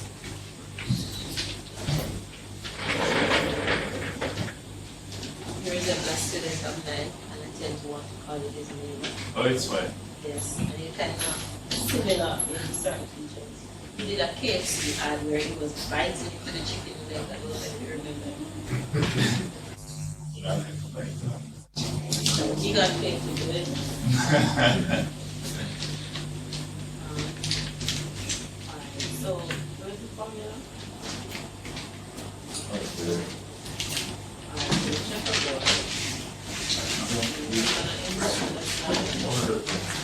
huh? You want to?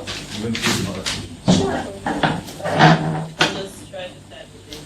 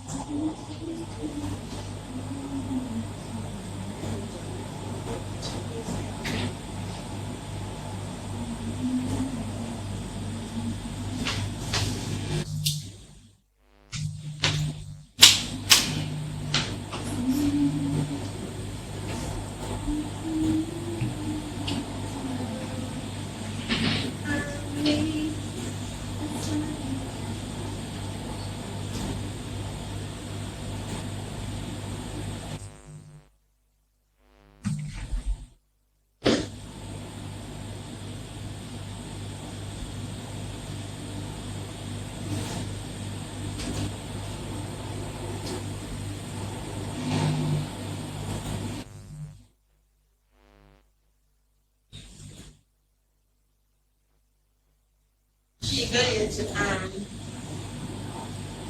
I think with the treatment over here.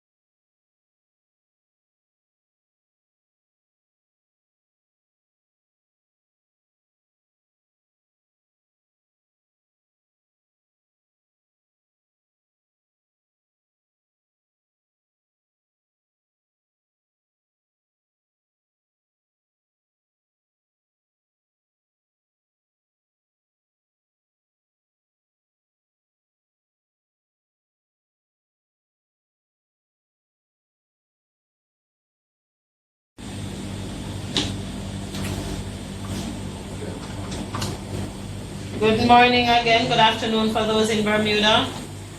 St. Lucia, are you still morning or afternoon by now? Afternoon, Bermuda. I know it's afternoon for Bermuda. How about St. Lucia? Then it's at the same time. We're on the same time as Jamaica? That's Bermuda. No, St. Lucia is close to our time, I'm sure. The 1 hour, we're 2 hours. Okay. St. Lucia and Bermuda has the same timeline? Okay, so if you look on the board, you'll see the proposed solution. You can test it. Adrian, I know you've already tested it. Excuse me, Hunter, how does that sum to the n above the number, the n above and the 1, how does that read? Donald, there's a question for you. Oh, again? What? Oh, sorry, what's the question? How do you read it? And what does it I mean? know I know the symbol is a sum, says sum. I know the R is taking the number At the top. squared, but what is the n above and the 1 below? Oh, that means, alright, what it means is that you're summing the squares from 1 to any number n. Yeah. Okay, so, What is summation? I mean, right. oh, 1 to any number? That's what that means. The sum of 1 to any number, what you say? 1 to any number, n can be any number. So it's the sum of squares from 1 squared, 2 squared to any number squared, which Alright. n In the squared. case, let her know that in the case where you're finding it for the 8 by 8, we'll use n equals 8. Alright, so for example, in the case of like the 8 by 8, n would be 8. So you're summing the squares from 1 squared, 2 squared, 3 squared, 4 squared, 5 squared, 6 squared, 7 squared, and 8 squared. So R is equal to square. R is 1.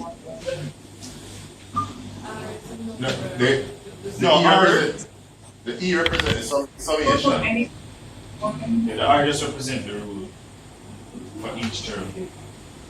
So you're summing each term, you're summing the square of each term. So I know what R means. Yeah, the R and the rule. No one else. In this Well, the case, summation. if we I don't know what the Alright, summation. maybe not, maybe we shouldn't understand what the summation is. Alright, use words for the left-hand side. That the total number. Alright, to make it a little easier, if we were to do away with the left-hand side, are you hearing me? Yes, yes. Right, so let's take away the left-hand side. It would be that we would find the total number of squares in a Grid. checkered pattern. In the checkered pattern,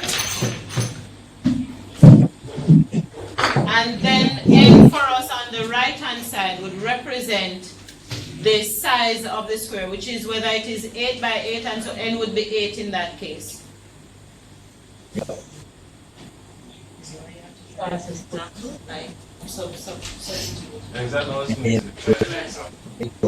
Works for the first 5.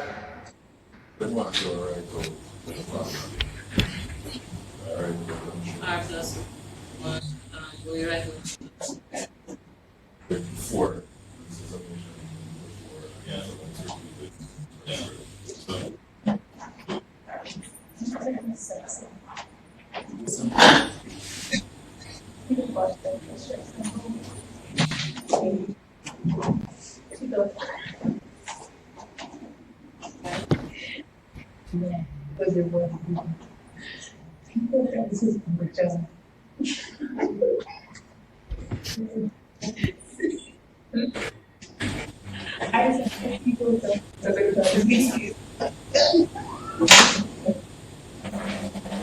Write it big so they can see. Formula is already there, so just write it below it so that they can follow.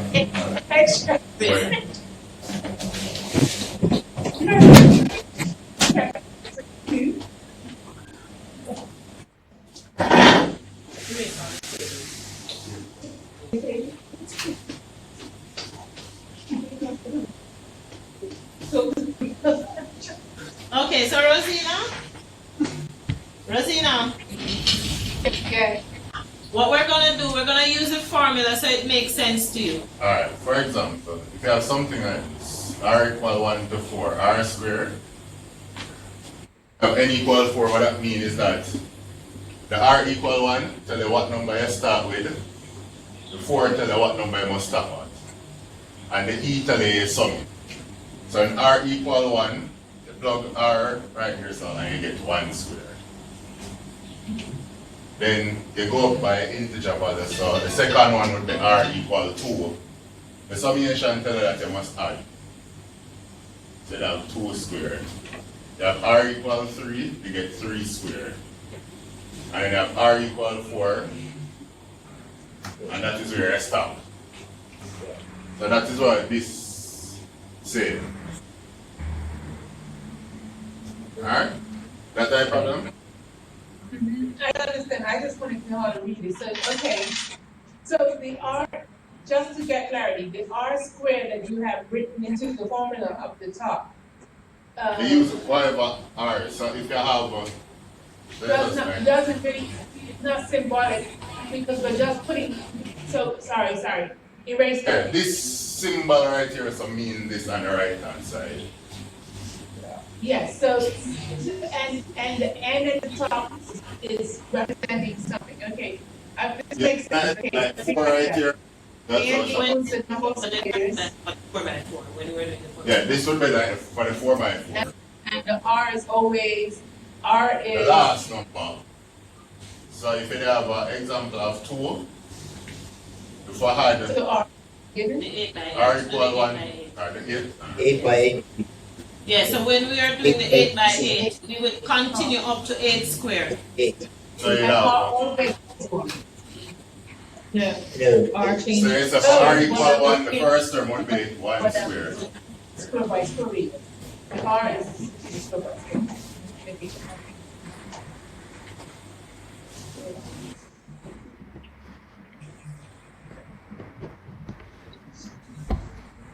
Okay, so 2. example. You go maybe up to 8, the 8 by 8. Sir, who's your one right there, so I don't think we want to. Four.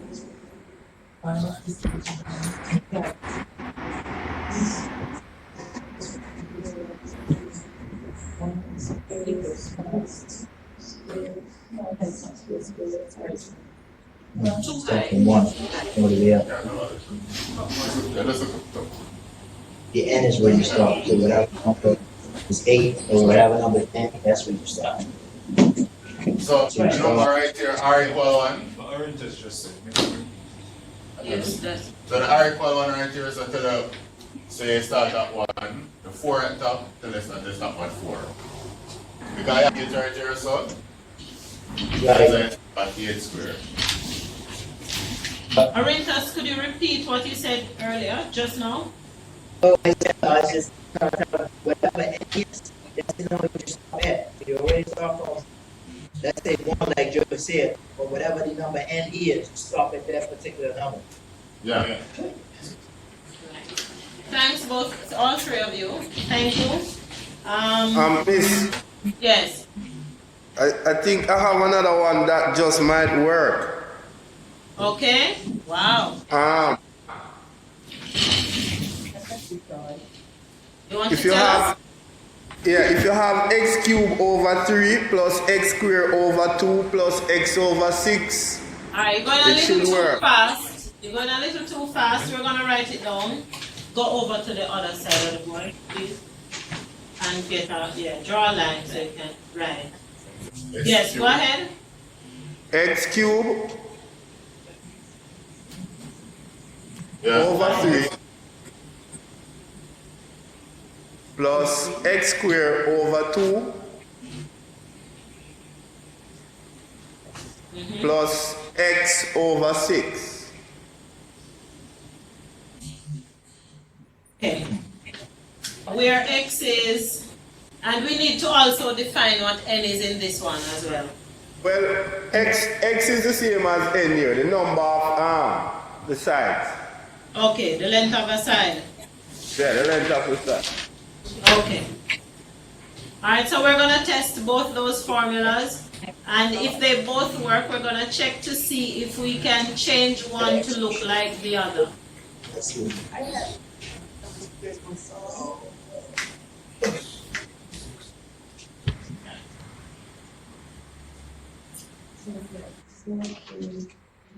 So she said,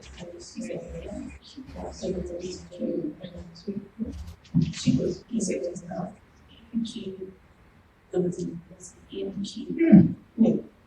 Possibility.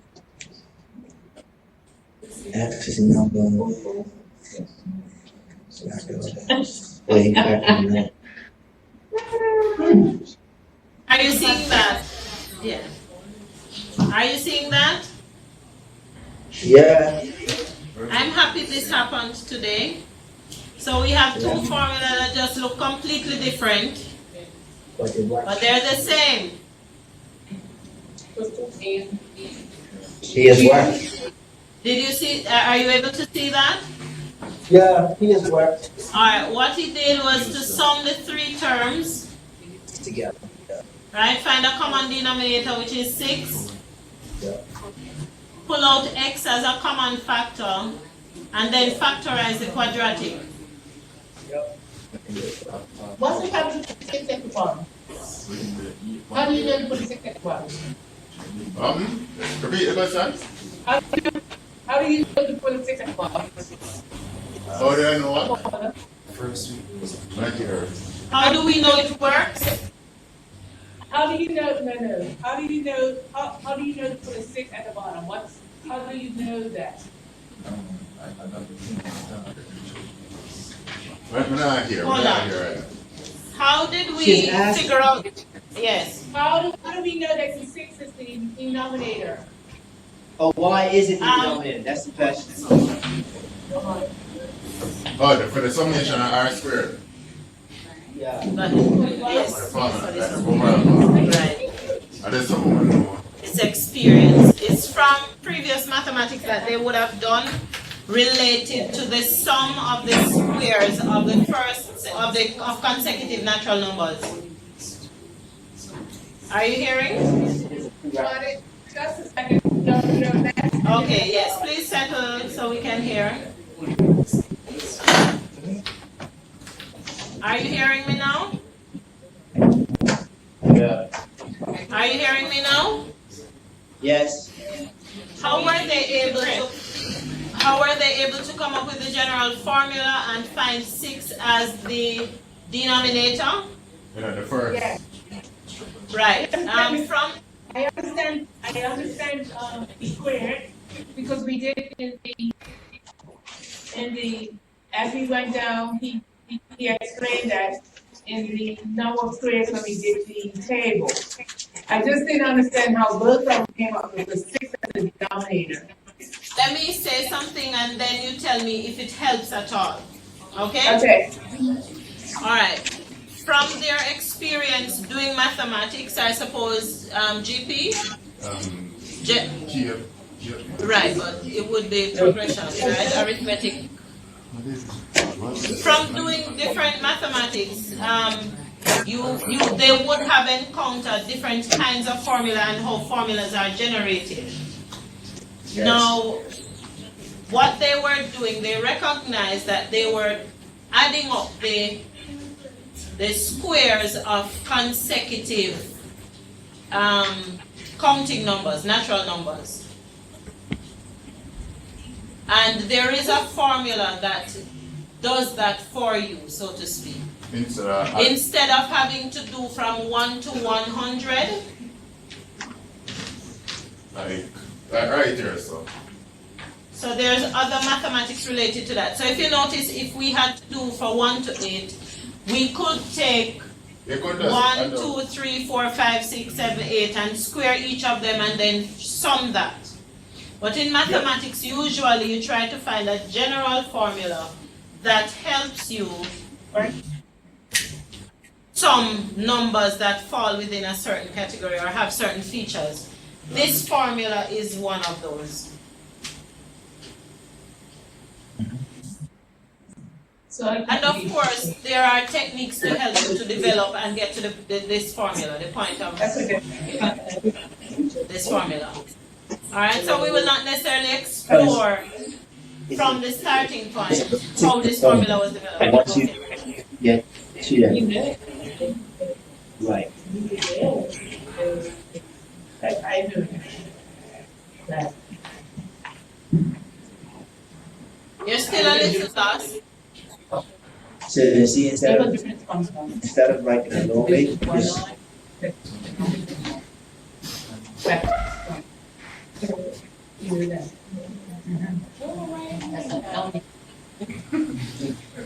Did you know that when you could find a difference in the differences between one line, that means you transfer it. All right, so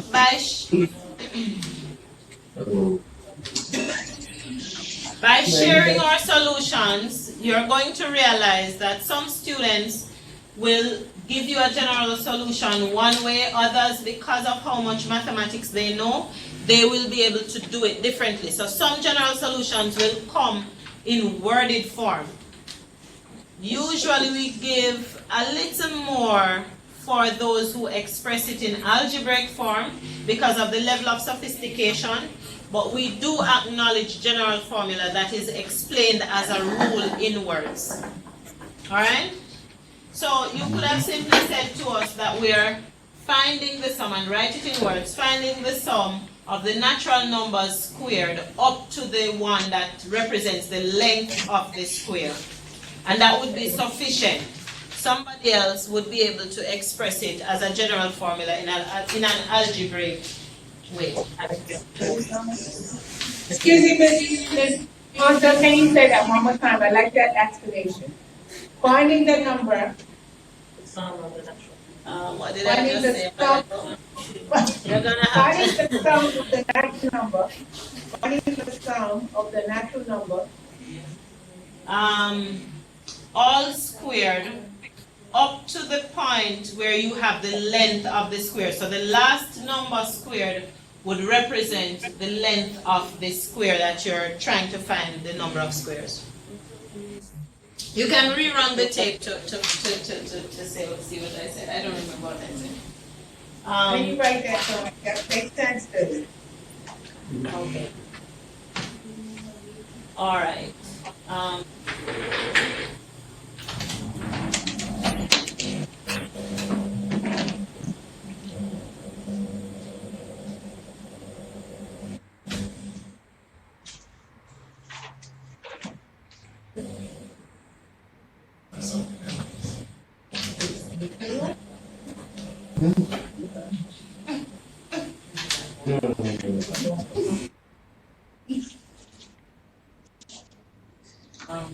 Just the screen.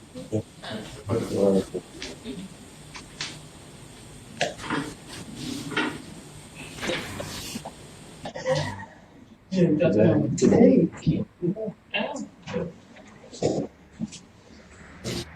Well, you missed a lot.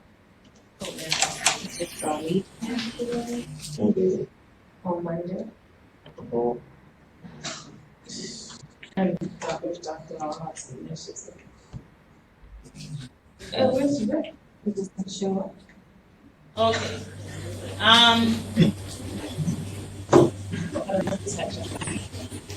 Two circular discs with a number written on each face are thrown into the air.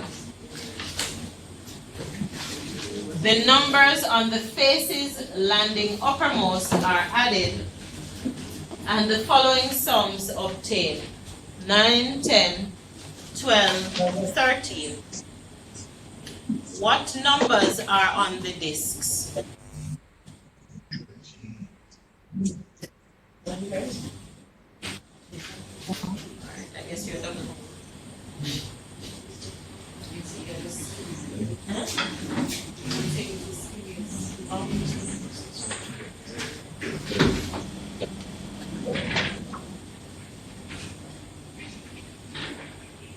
Saying that in face up.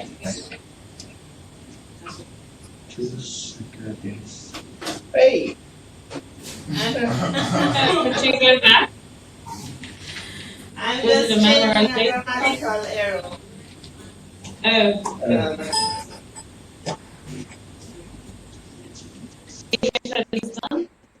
I'm just changing a grammatical error, that's all.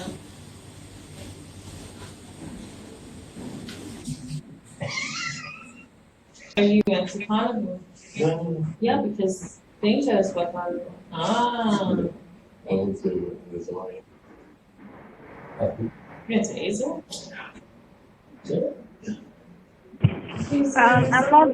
I'm not seeing the screen right now. I'm seeing Bermuda. That's 8 and 8, right? What is the problem? I'm not seeing the numbers. I'm not seeing the screen right now. I'm seeing Bermuda. You're seeing what? Something else? She's seeing us. She's seeing Bermuda. Okay. Bermuda talk. Okay, well, I guess because Bermuda is talking, comes into focus, so let me know when you're seeing the screen. Yes, I'm seeing it now. Thanks. Okay. We're going to discuss this before you start working.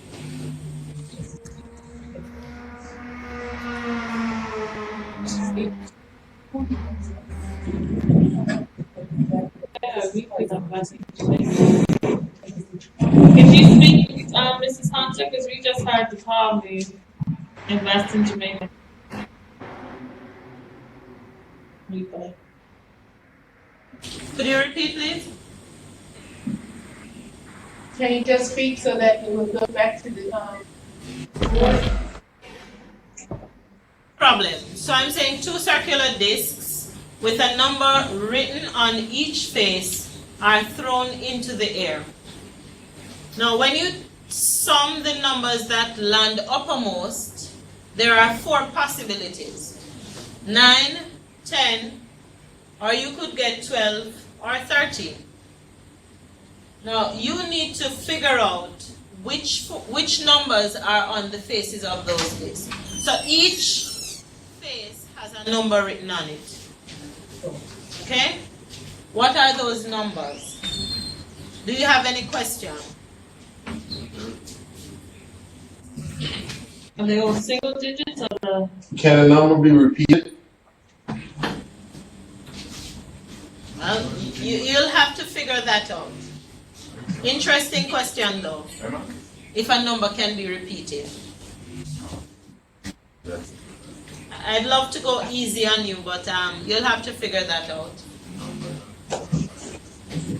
I've not put any restrictions in place, so feel free to do what you wish to do with it. Just make sure that when you are finished, you are able to get those 4 sums.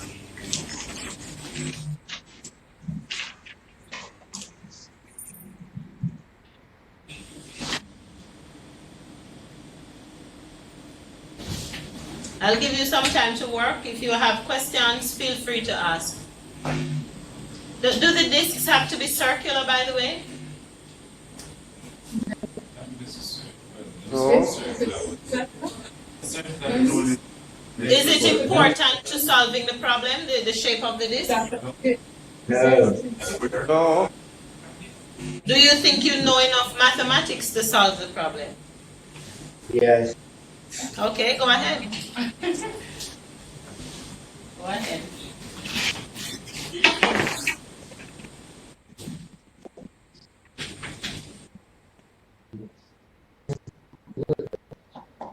So, you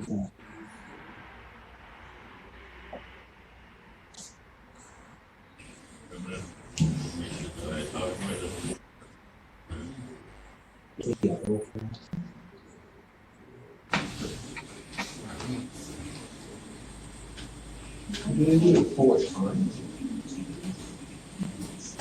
No, no.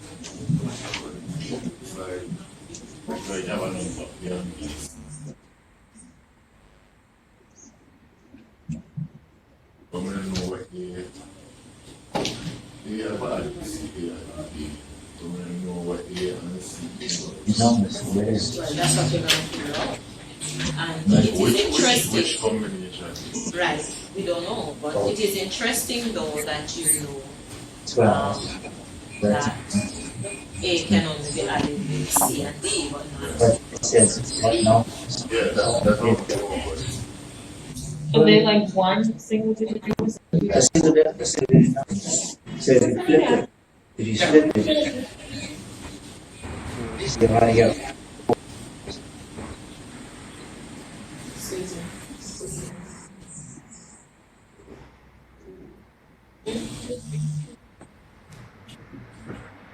If whatever it is, you have to get one of those 3 numbers. One of those, oh, sorry.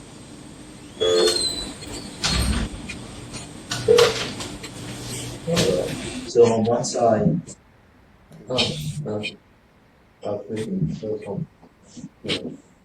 Yeah, that's right. so on one side you have to have, like, the numbers you have to be on the disk are 6, 5, 4, and 7. 6 and 5 would have to be on one side. Yeah, and then 4 and 7 have to be on the other. So those have to be low. Yeah.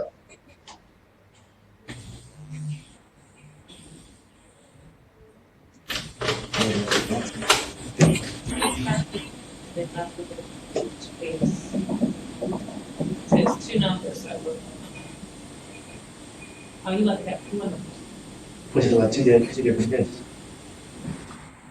On each side. On each side. 2 Right, circular that disks. So how would you, it will not learn about how they can, so that you have to alternatively. Okay, that makes sense. I'm sorry.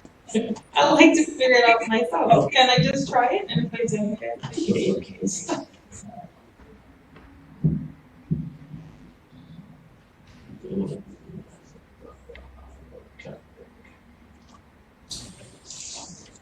What was it?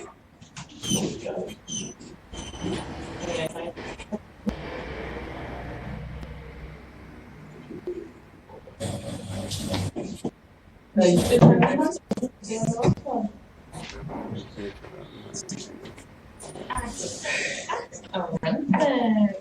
guys better stop taking soon. Because I'll treat me.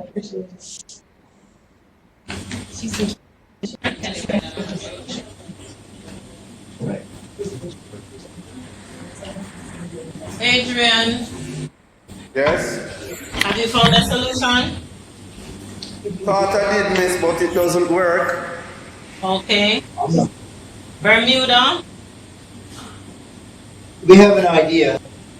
I think. Okay. I don't know if everybody. All right, Crescentiana? Still working. Still working, okay.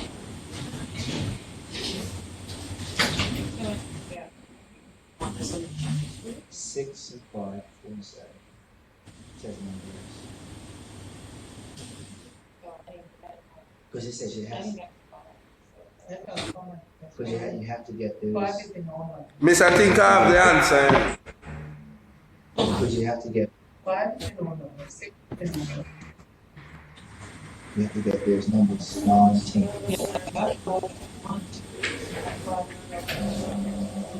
Miss, You find another solution?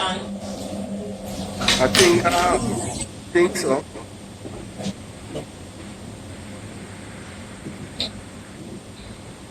Four and 6.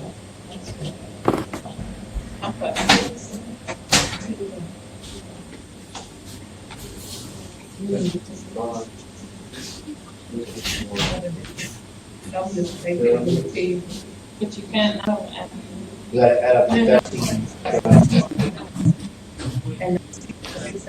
Because I think. But I put 6 and 5 and you're saying this. Put 7 and 4 and you're saying this. 6 and 5. You understand? Yeah, I'm sorry, I was just checking on my hands. I just got to take a little bit of time. No, I was just going through my analysis. But in case statistician. Sorry, I wrote them all and I'm just thinking which ones were there. Statistician.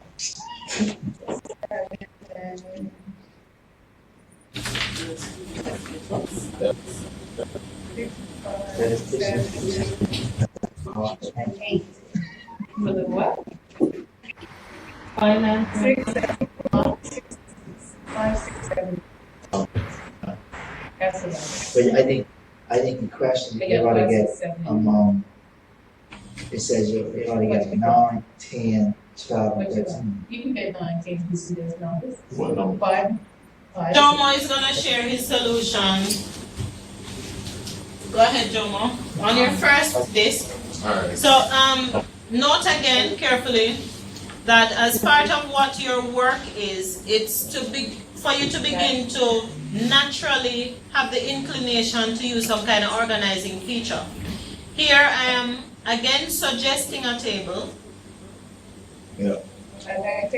Some of you may have used different forms of representation for your disks. It would be interesting to see what different individuals have done, right?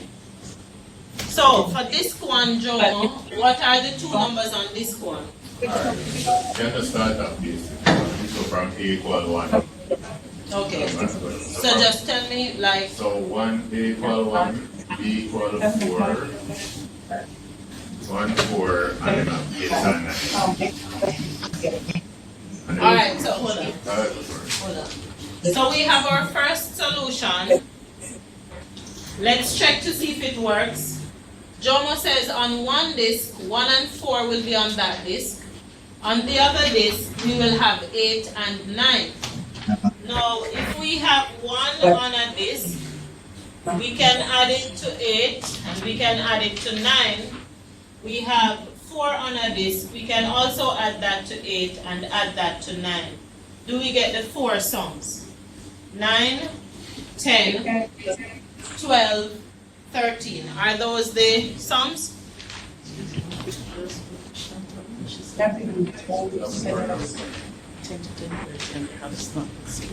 I have 4-5 and 5-8 on the other.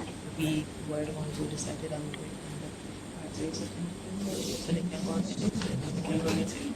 Okay. One to two. Certainly go by exit. Yes, I'll get it. Thanks. Can you back to normal? The number is.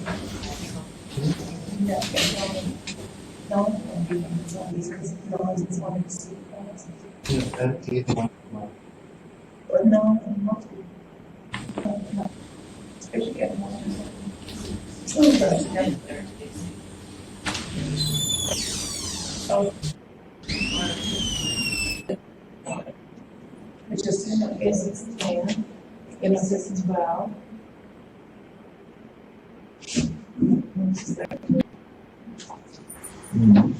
He is what? Okay, so that's one set of solutions, all right? So I get it.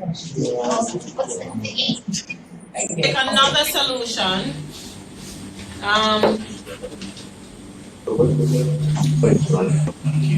Kezia. Adrian said he had an answer. Kezia. Let me say Adrian was gonna go first. Adrian said he had an answer. Pronounce as Kezia. Go again? Adrian said he had an answer. Right, I know. So I'm taking them one by one. So, alright. Kezia is not ready as yet. She's coming. Adrian, go ahead. Yeah, on one disc I have 7 and 6. Okay. And So the you other, have 6 and 7, yes? and the other is 3 and 5. 3 and? 5. Are you sure those work?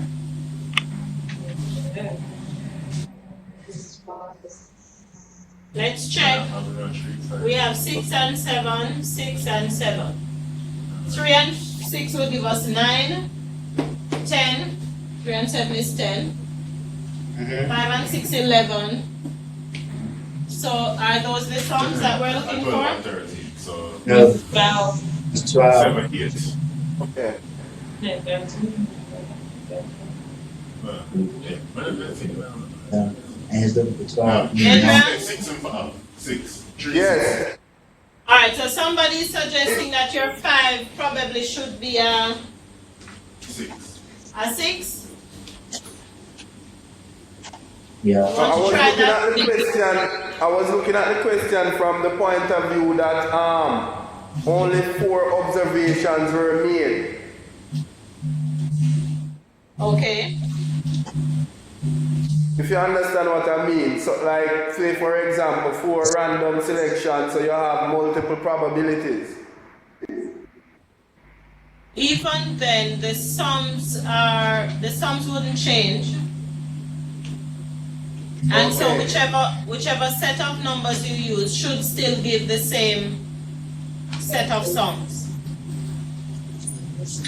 But that was close though, because if you change that 6 to what if you had 5 to 6, you would now get the sums that you're looking for.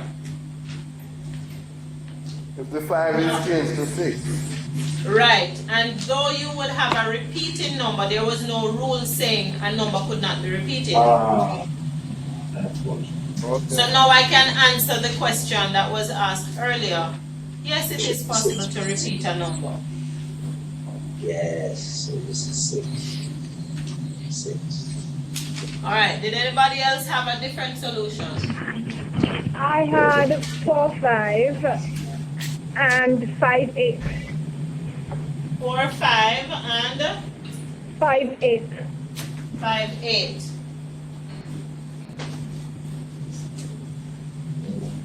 Okay. Would those work? You test them? Yeah. So 5, 8, 4, 5. Negative. I just lost this number. Well, if it works, then it works. Why wouldn't you go any further? I will write it on the board if you give it to me and it works. Okay, so you say you have another solution? Not 9 set of solutions. You have 9 set of solutions? Alright, give me the 10th one. Well, madam, go negative. Give me the 10th one. 10. Now, thinking outside the box doesn't mean you give me what you think I want. You give me what you think could work, okay? So Jomo is holding back and I'm pushing him over the edge. So Jomo has a solution that's different. Tell us about it. By the negative one. Yeah, negative one. 10th solution. 10th solution. Okay, 30, negative 1, 0. Alright, so you have 10, 13, Negative 1, 0. negative 1. Which number is the other? Well, I guess it's over. Okay. So here Jomo is introducing negative numbers. Does it work?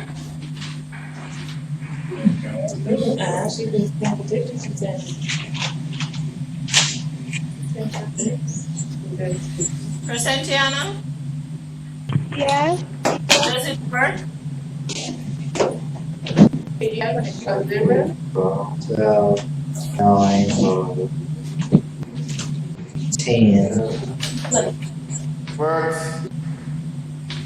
It works. It works. Alright, so we're seeing a number is repeated and it works. We're seeing a negative number and 0 included. We're checking to see if those work. Let's check. Alright? So we have 10, 13, and negative 1, 0, negative 1, 0. Now 10 plus negative 1 gives us 9. Okay. 10 and 0, 10. So are 9 and 10 are what we're looking for? Part of what we're looking for? Yes. Okay, how about 13 plus negative 1? That's 12, 13 and 0. So do we have our 4 solutions, or 4 sums?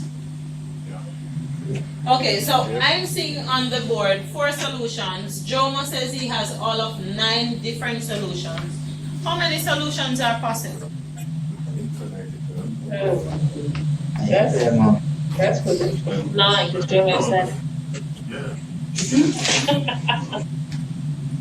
What was that? It could be more. It would be big numbers, right?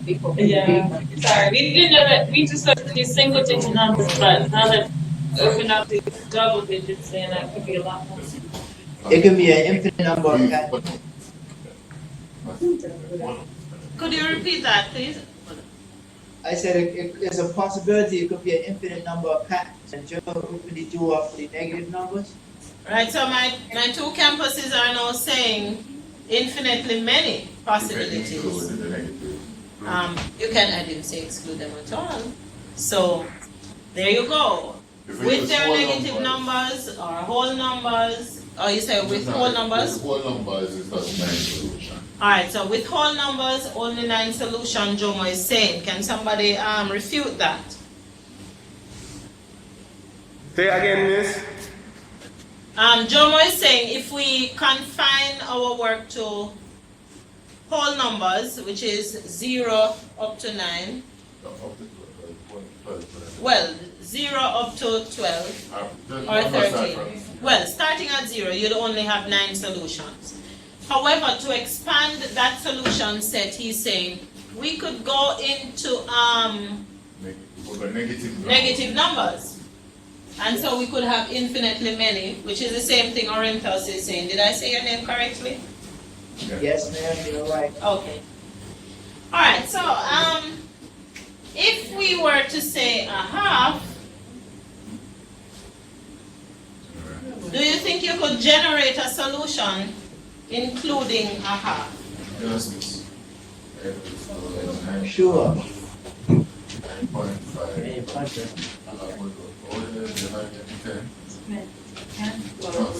'Cause we have to do that. No. We have to use a huge number. Do you think you could generate a solution that included a fraction? Yeah. Yes. Try and a half, give and a half. Alright, so we're hearing half, 3.5, I can put some what? 9.5. 8 and a half, 8 and a half.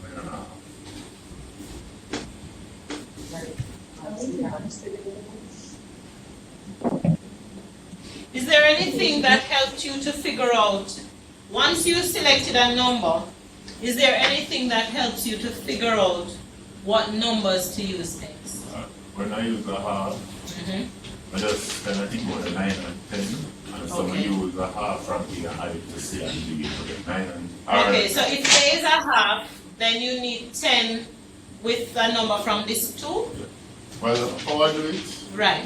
I think both A added with C and added with C, give me 9, A added with B, give me the 10. Okay. I'll figure those out, and to get those two out. Alright, so hold on. So he's saying that A plus C and A plus D should give 9 and 10. Yeah. That's how he set up his thing. Jomo. that Okay. is. And he's saying that B and C, B and D would give 12 and 13. So he kind of defined those parameters and used it to help him. Is there anything else anybody else is seeing?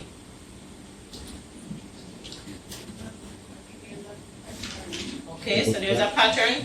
I'm sure they're not hearing you yet. Yeah, sorry. Like when you, for example, because I did 2 of them, and then I realized that there was a pattern. So like if you increase the first number on this one by 1, you decrease the first number on this 2. Okay, so you do the opposites. And when it's double. Yeah. If you increase one number on one disk, you decrease. Okay, so you could start a pattern, she's saying, and so you could increase one number on one disk and decrease another number on the other disk by the same amount. That's what you're saying? Okay. Is there any relationship between the numbers on disk 1 or disk 2? What are you saying? Alright. What first thing was Talk so that? that they can hear you. I mean, Oh, you don't sorry. have to turn, but just talk. Alright. The relationship between this one and this 2 is that alright, first I said that for this one, A, for the first column you're going to have A, and then for B you're going to have A plus 3. For C, Okay, so his disk 1 may be your disk 2. So one of the disks has a relationship or a difference of 3 with the numbers. That's what he's saying, yes miss. right? And for the second disk I have for C I would have just C, and then for D I have C plus 1. Okay. And then I say A plus C is equal to 9, and B plus D is equal to 13. And then from that, I just use that to find any other number. Okay. Any other pairs of numbers, sorry. Are you hearing that? Would anyone else like to share? Also, I was Why is it doing what? Would anyone else like to share an observation? I would have to do that. Okay, also, he was saying that there's a difference of 3 with one disk and a difference of 1. 1, yeah. Also, it would be that they have a difference of Yeah. 4 and a difference of. And that mark is just 7. check. Alright, so Jomo was saying, Yeah. For the EDMC, like, when I did so my, they can hear. alright. Observing the patterns that I have, like the first set I had was 0, 3, and then I had 9, 10. Then the second one was 1, 4, 8, 9. Now, observing all the patterns from between A and B, I noticed that there was a difference of 3 between A and B. Second thing I noticed was that when I move up from 0 to 3 to 1, 4, when I add 1 to both A and B, I had to subtract 1 from C and B. Okay. So you And here, every time I are add you 1, following that? Yes. So he used that table to generate a set of solutions by increasing each number on the first disk by 1 and then decreasing the 2 numbers on the second disk by 1. Follow? Yeah. Okay. So do you have anything different that you want to share? And so we're kind of agreeing that you can generate as many solutions as you like. As a matter of fact, you can't generate all of them because there are infinitely many solutions. Okay? Go ahead. If you're talking about any number, or you were just restricted to. I didn't restrict it. So I was just asking if you restrict it to whole numbers, it would be restricted. Jomo was saying that if you restricted it to whole numbers, you would end up having a limited number of solutions. Actually, 9 or 10. 10. Right. I figured. Right. I figured. So I think it would be 14. It would be? He said the maximum amount of solutions would be 10, you say? 10 solutions have 1 numbers. Okay. Right. Start at 0, 3 first, you have 9, 10, 1, 4, 8. And remember, don't accept it because Jomo said it. You should check it. Okay? Thank you, Jomo. I had 14. You had what? I was thinking it would be 14, but I didn't check really. Alright, so go ahead and check. Why did you think it was 14 though? I used the subset formula. Oh, okay. We would be interested to see how that one applies. But the trick is, I took away the empty set and the set itself. Okay, fine. Which What left about me with those 14 that possible. What about those that contain 3 elements?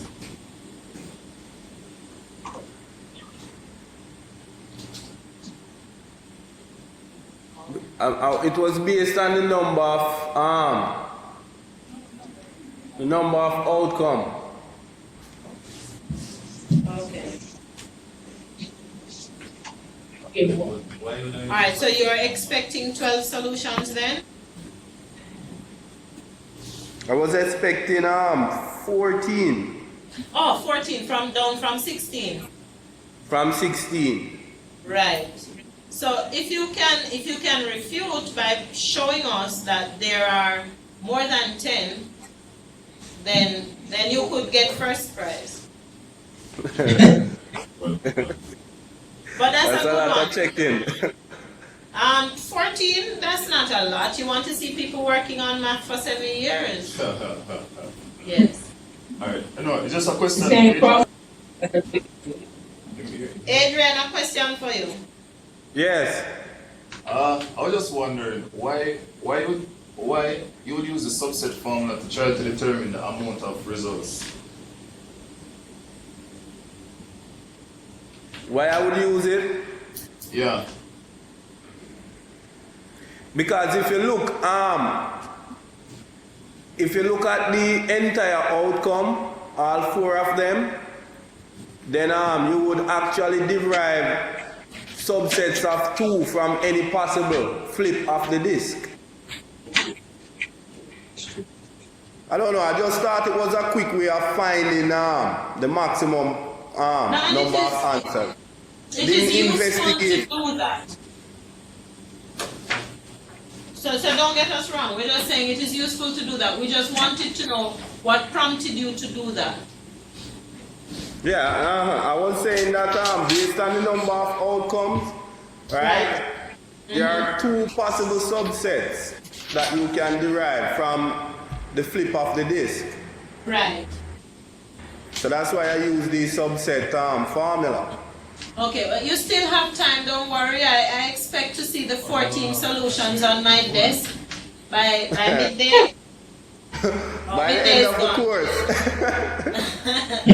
Even until then, we have time. Okay. Right? Right. Okay, so if we were going to write up this problem and talk about it, we would detail all of these observations, probably just write observations and talk about the difference on the disks, talk about the fact that there are infinitely many solutions, and we'd have to show that there are infinitely many solutions.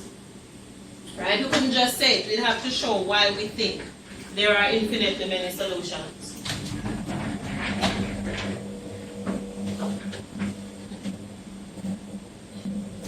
Usually have to show you first.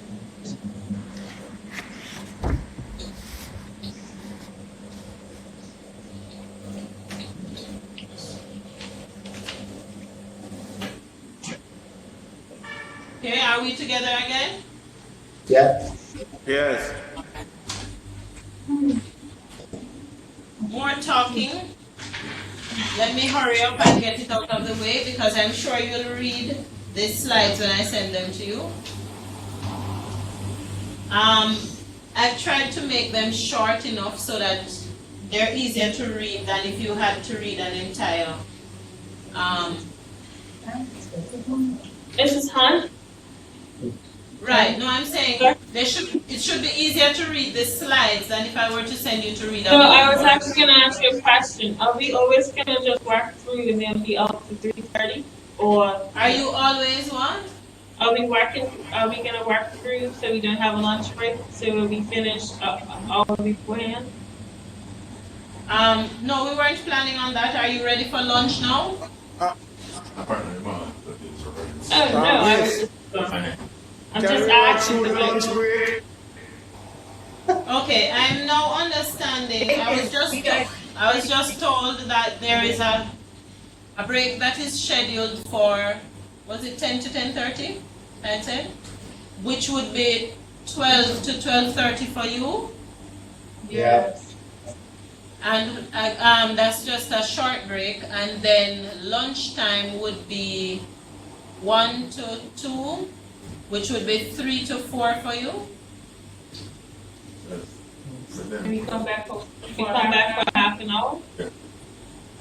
So is it that you would like to go to lunch now? You really wanted to do it at 12:30. Oh, I was just wondering if you'll get work through lunch and then be out to 3:30. Okay, so your campus is preferring that we go straight through just like Monday? No, I don't know. I didn't know what we were doing. Sorry. Listen, don't be afraid. Listen, don't be afraid to make a request. No, I was just. I'm sorry, I heard Adrian's request. I was just asking because, like, I have to tell the babysitter I'm coming at 3:30 versus 4:30. Oh, I see. I see. So I was just asking what we were doing today because I need to let her know I'm coming now or I'm coming later. That was it. I understand. Nothing like that. So I was just wondering if this is. Okay. For me, I will work, yes, with what the group works with. Yes, Adrian? I was just saying I second the idea of going through lunch, straight through lunch, because I have reports to hand out at school today. Oh. All right, so here's what I'm gonna do.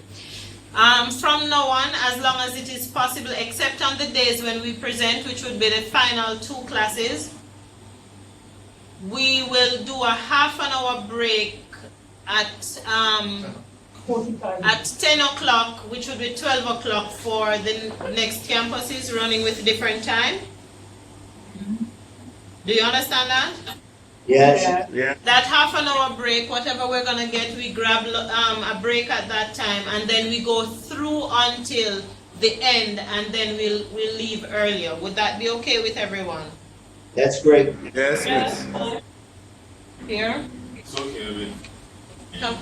So the half an hour would give you time to have something to eat, and then you have lunch at 8. Yes, we need more. Okay.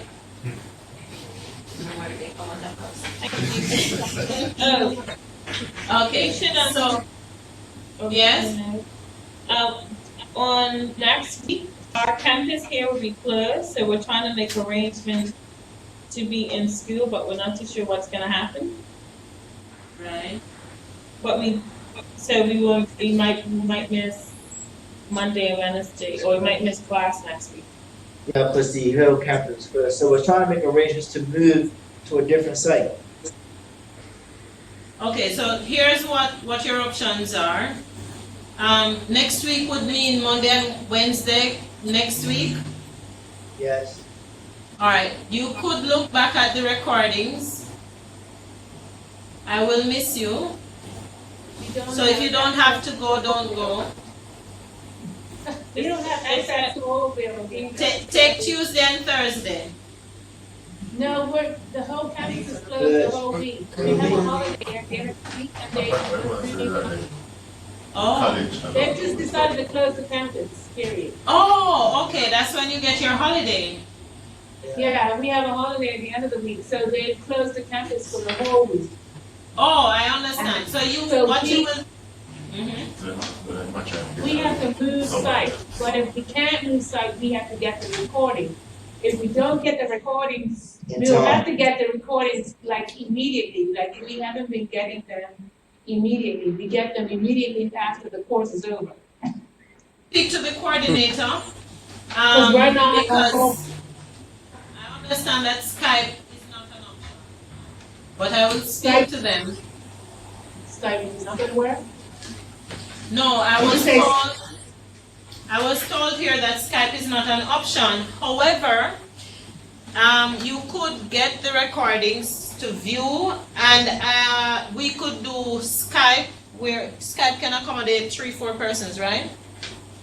Right, I think Skype can accommodate a conference where if you need clarification, I could Skype you while I'm at home, and we could have discussion about things that you're not clear on. Okay. Okay. Right, it would not be an official arrangement from UWI, but I'm comfortable with talking to you to ensure that you are okay with the sessions that you miss.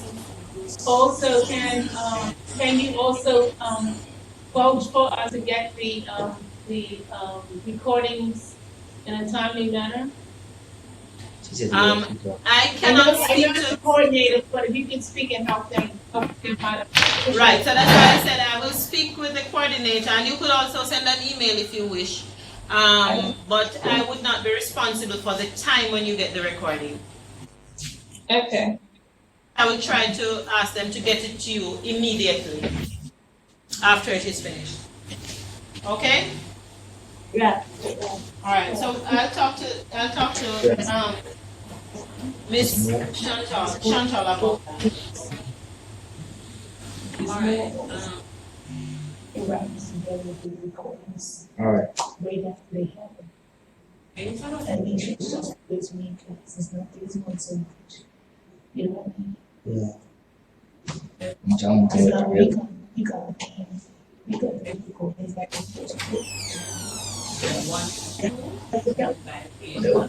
This year, this time, yeah, and this comes to yeah. Right, thank you. I think that's what we No, that's.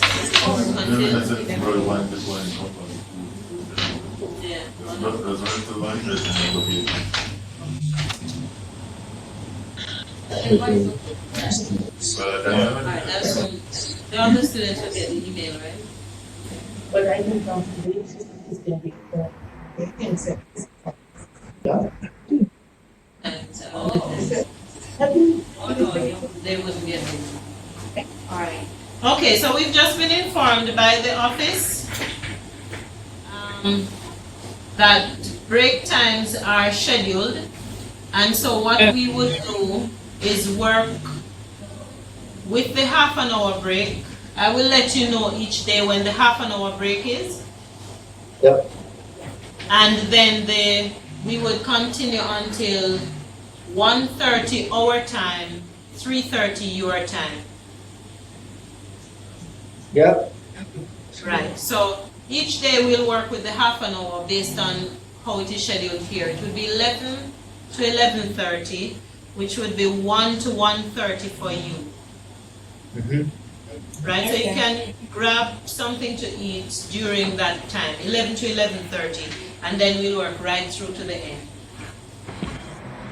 So, one.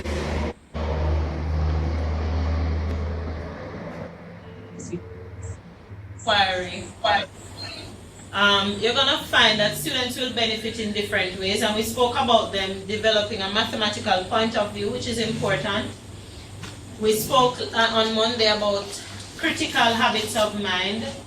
It helps them to value certain processes in mathematics, like mathematization and abstraction.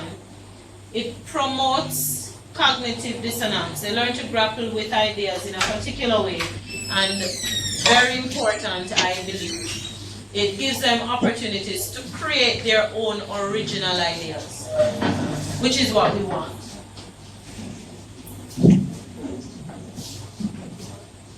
Now, I'm not going to read through all of them, as I said, because we do have, you'll be getting it.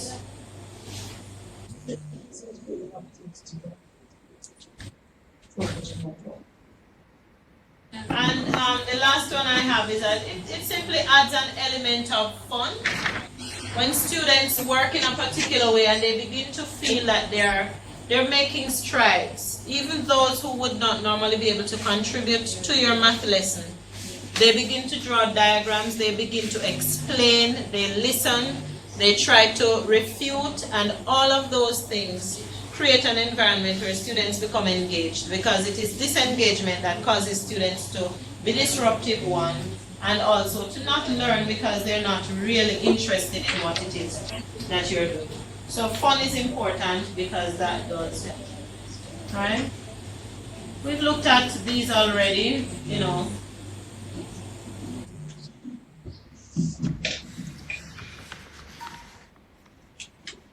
Can't do it today because I think you've done many problems today. Oh, you're ready? Okay, Yeah, so let me go down. You agree? Let's do it. Yes. I didn't get that. You said let's do it. Yeah. Okay, before we start doing it, let me just scroll down a bit and then we come back to the problem. Okay? Alright, so I've listed some problems just for us to see that there are possibilities. And as I share with you, feel free to modify these, to use them, and so on. Do not close them too much though. As you work with them, try to open them up some more and not to close them. Alright, you did the point-to-point already. There are ways of opening that up. The follow-on dominoes, this is something pretty much all of us would be able to access. Have you done this before? Alright, there is a way, yes? All the dominoes in a set to create a follow-on ring. So for example, you'll take, are we all familiar with matching dominoes?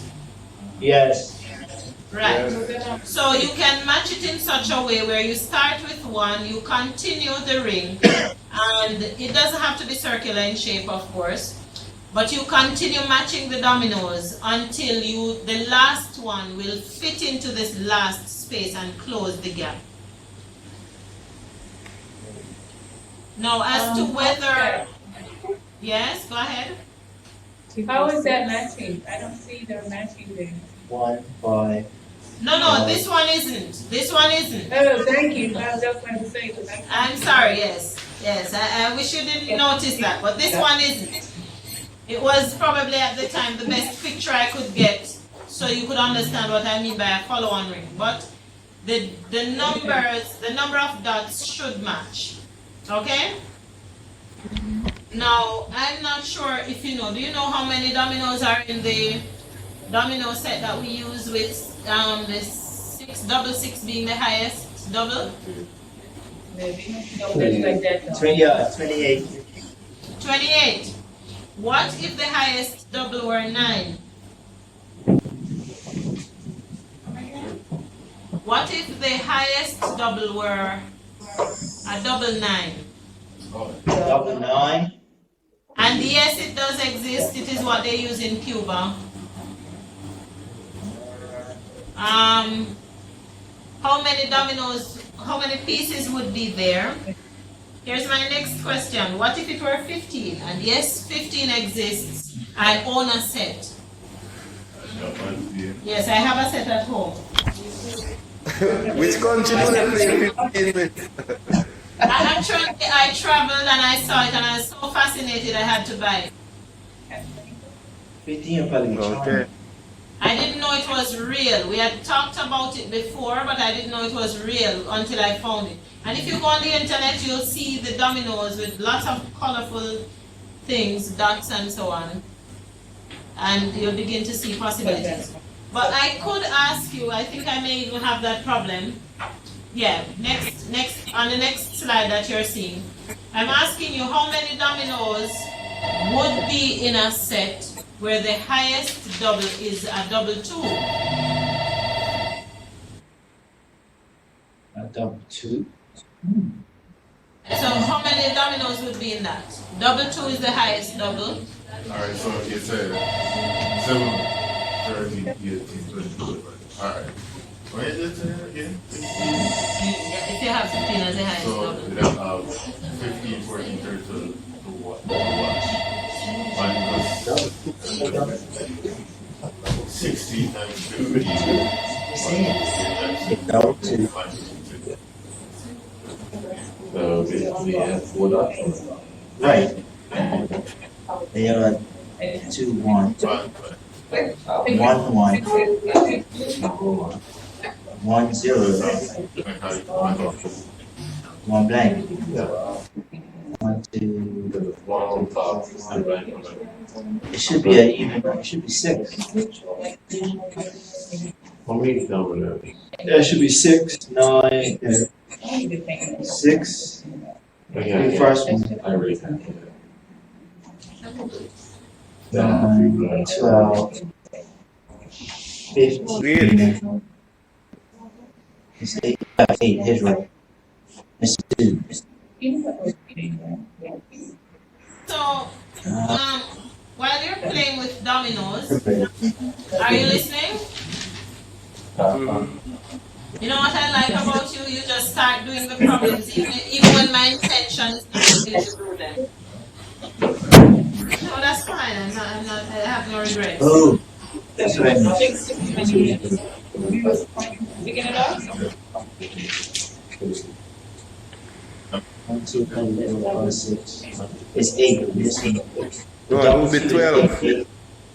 And What would be 12? When the highest double is 2.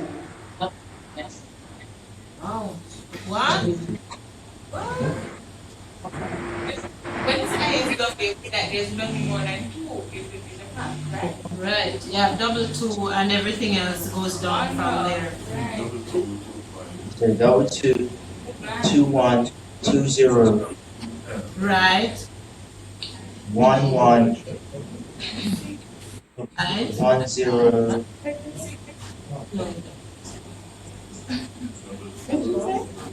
The double 2, you'll have 2, 2. 2, 1, 2, 0. So 2 and a blank. After that is 1, 1, 1, 0. Then you're at 0, 0, just should be 6. No, it's 6. Which one? It's all over the place for double 2. Now, I don't want it. Right. So blank. This is 0, 1. 1, 1. It's gotta be 0, 1. And 0, 2. 0, 2. Gotta be 1. 1, 1.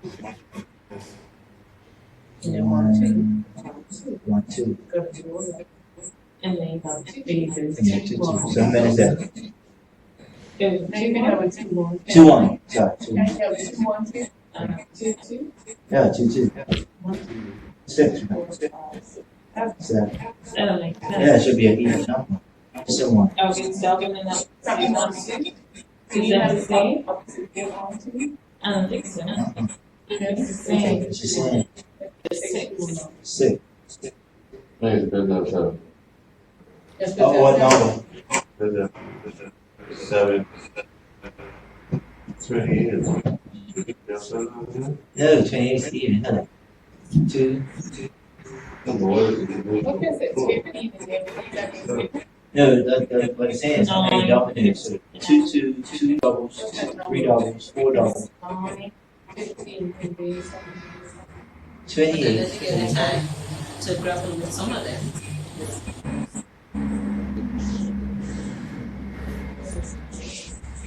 That one would be five would be so you take out the sixes. Let's try to see if we had that one.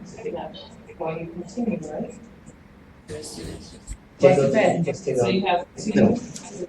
it is a pen. It is. Then it's 28 points. Yeah, it's just that, not everybody. No? What can you do? No, I'm saying, if double six is 28, you get up to 5, you go to subtract. 0, 4. 0, 0, 0, 1, 0, 2, and then this one is 0, 3. Yeah, each number. You take out 6, 6, 6, 4, 2. sorry, 6, 6, 6, 5, Oh, you mean 6, what 4, is that song? That's annoying. delete. It's 2. What is that? So you take out 7, so you're left. 1. Well, what that your own brings up. That's 3. Right, so it'll be, yeah, it'll be double 5 to 21. 2. Then you take out another 7. So it gets down to 1. So that's the So it's 7. You should Then it always, goes down to 1. you should always, you It's should not always get over something. 4. That's a factor of It goes 7. down yeah, to it's 1. always in practice. Yeah. So 28, You know, 28 minus it's 20. That much is Because your first one is 7. minus 7. That one should be 15. Each 2 and 2. Okay, I want to point out something as you work. Like your students, you will have many different kinds of representation. So for example, in the same way that you write fractions, the dominoes could be represented in that same way, like 1/6 or 6/6 would represent double 6. Right. And I'm talking about, from my experience, what I've seen. I'm not able to see all of what you've written. Some persons may actually draw the dominoes. You know, so they just draw a rectangle and split it in half, for example, a representation of the domino, and use the dots. There are persons who just, instead of using dots, they use numbers. And for example, where you have a blank space, they would use a 0 to represent it. And so it is important that opportunities arise in your classroom for multiple forms of representation. In some classrooms, you may actually bring the dominoes and use them. I have before printed out the dominoes on paper, cut them up, and give students, say, a set of double 15 for them to use, or different sets for them to figure out what's happening. That's what Now, I think. being able to create an entire set of dominoes is a skill that it does take some thinking. Especially if you're going to organize it. I noticed that Jomo did some kind of quick organization and found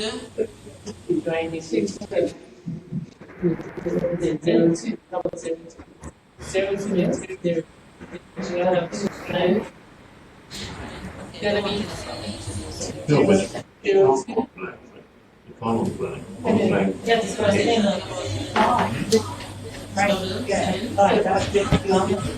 If I have It's like, they would say, Yeah, well,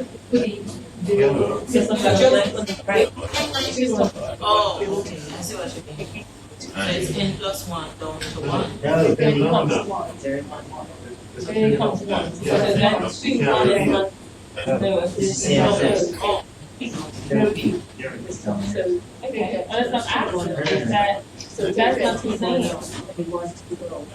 Take him off. He's saying you can't have him. 2-1, you can't. Oh, 2-1 and 1-2? No, that's. You don't have the same.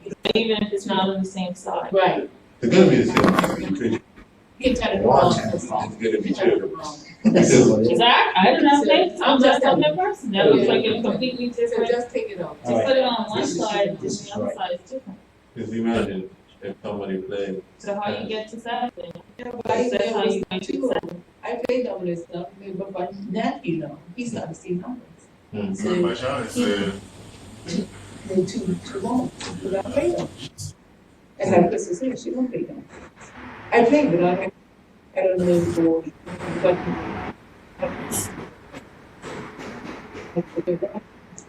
I like this playing the game.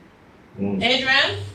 To me, it's Yes, Present- You like the first one? Miss?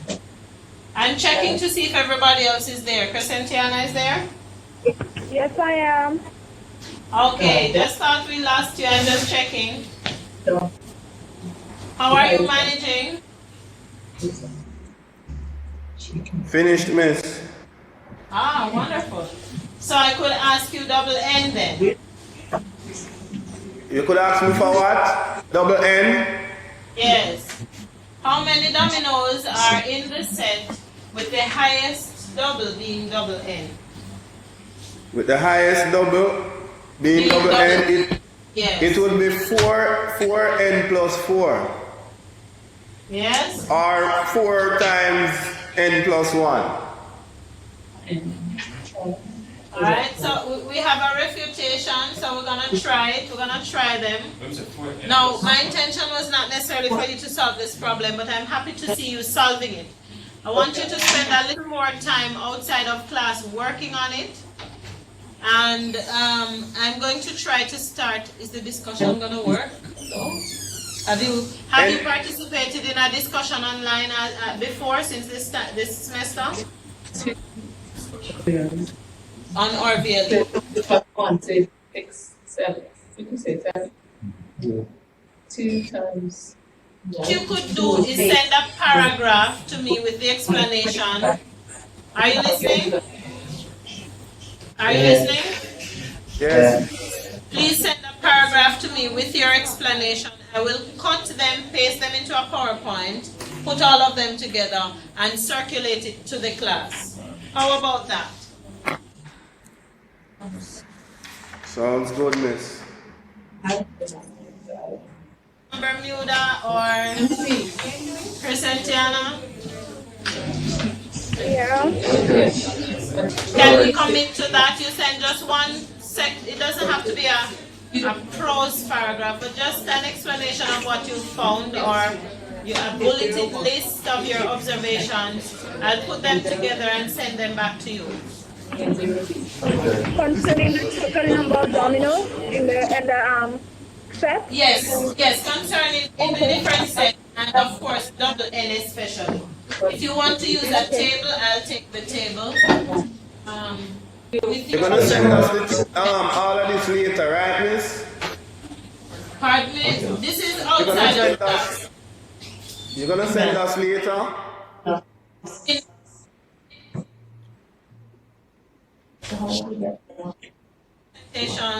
By this afternoon. If not, you just send me a text message and remind me to email it to you.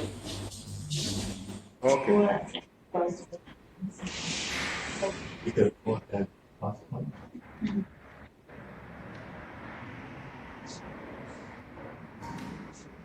Another problem that I usually like to get you doing, and I'm going to tell you exactly why. This maximum volume problem can be solved as early as grade 7 once students are able to find volume. The rest of it is you'd work with them and they would find the volume. Now, this problem can also be used when you're teaching calculus. When you're teaching them to use it, you can do it by differentiation and determine by a formula what the maximum volume would be. In between those 2 points, you can do it by graphing. And I'm telling you because we don't have the time to do all of these, right? I may actually have us explore and look at how a table, a graph, and by differentiation, we could solve the same problem. And it would help to also point us in a direction in terms of how we need to begin teaching our students so that as teachers we can help them to bridge the gaps between grade 7, 9, 11, and then higher level mathematics. Okay? So when I send this to you, you could try working on it. And for example, if you cut out 4 centimeter squares from the corners, you could try cutting out 3 centimeter squares, 2 centimeter squares, 1 centimeter squares, and work with a table to see what gives the maximum volume. Then after that, based on where you are noticing a maximum volume, you could choose to use fractional values, whether decimals or whichever way you wish to use it, okay? To see if you get any different number. This is another game, you'll get it. We'll do class one of the days. Earlier we looked at the number of squares in the 8 by 8 checkerboard pattern. This is a 3-dimensional, we could extend it to a 3-dimensional. This is the actual question here is different, but we could ask how many cubes are in 2 by 2 by 2 cube. Are you following? Yes. We could extend that problem again by changing, how many cubes are in an 8 by 8 by 8.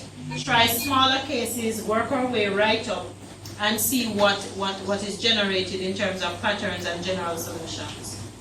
This one would be easy since you've already done the one with the squares. This painted cube is also a different problem, and you can play around with a problem and do so many different things with it. If you have a large cube made up of 27 smaller unit cubes, if you were to paint all of the outside and then cut it up into unit cubes, how many cubes would have exactly 1 face painted, no face painted, exactly 2 faces painted, all 3 faces painted? And you could play around with that, right? And you could try for the 2 by 2 by 2 and so on. And there are so many differences that you could use for this. Sorry. Do you know polyominoes? Alright, you do know one, that's the domino, right? Yeah. You do know the domino. We'll talk about triaminos, tetraminos, and the others. 2, right? So it's 2 squares. Is it 2 squares with number? Well, they put numbers on them, which is not necessarily part of what makes it a polyomino. Alright, so a single square would give you a monomino, or monomino, whichever you want to call it. The domino has the 2 squares. The trimino would have 3 squares, and so my square tiles will actually work to form those. And you could have different arrangements with these, right? Alright, could you zoom in on the desk a bit, please? So for the triminos, you would have, alright, could you try to make some different formations of it? I'm gonna give you a sense of what I'm talking about. Alright, could you zoom in on the desk? Alright, so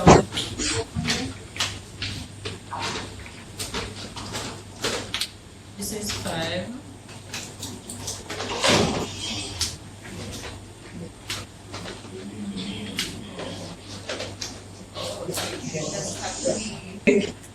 You can have different arrangements.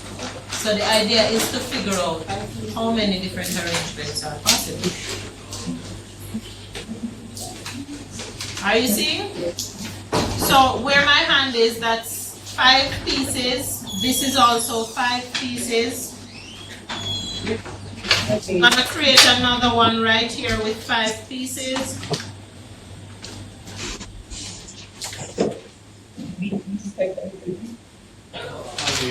Are you seeing those 3 arrangements? Yes. Adrian? Yes. St. Lucia, Bermuda, are you seeing the 3 arrangements? Here's Yeah. 1, here's another, and here's a straight line with all 5. Now, those are called pentominos, pento 5 of course. Now for 3, you have different arrangements, but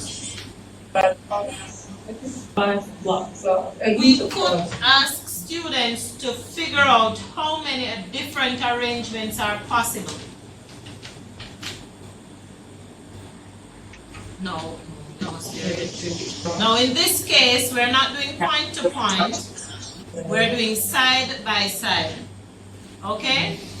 So the arrangement of a polyomino, they would be arranged side by side, not like the point to point problem. Right? So, and a reflection is not considered as different. Reflections or rotations.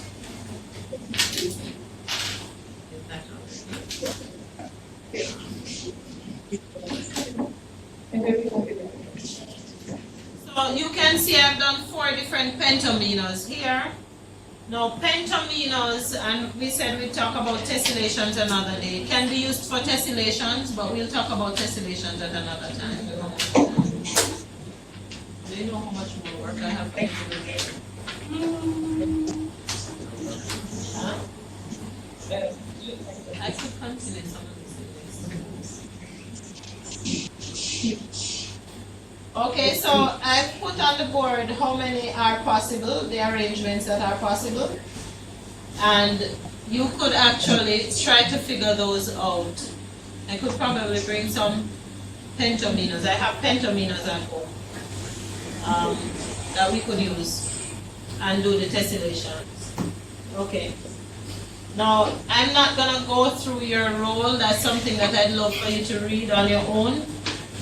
Some of it I would have been trying to model in some ways, where I present the problem, I help you to understand the problem, and then we start using diagrams. I introduce you to the use of tables or other organizing features, and so on. All right? And your role is gonna be varied. You're gonna ask questions. What do you do before the students start working, while they're working, after they found a solution? Today, when you found the first solution, I prodded you to see if you could find other solutions. And so you'll read that, I suppose. All right? Now, if at the end of doing all that we've been doing, your students start to offer some higher level responses, you've done your job. Okay? Okay. Means you have been reaping some success. It doesn't mean that their grades will change to show it automatically or instantly. But once you begin to see them asking questions like, what if? Could we try this? Are we limited to? What if I use so and so? Alright? Oh, they're not seeing the screen. I forgot. Alright, so I just scrolled through the roles of the teacher, and you'll get that. So I'm not going to read through those.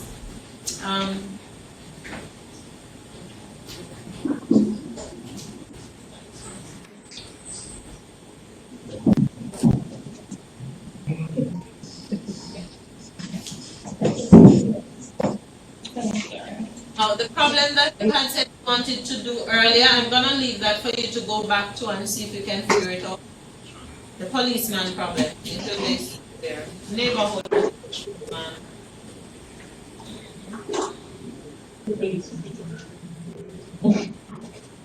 Now, this is a huge part of what we were planning to do today.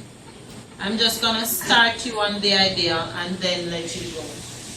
Okay?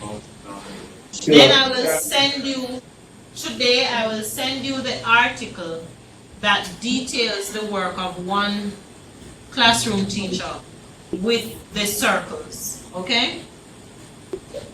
If you recall, at the beginning on the title slide, it says gathering circles. I'm just gonna flip through very quickly some ideas with simply just working with some circles. Let's begin.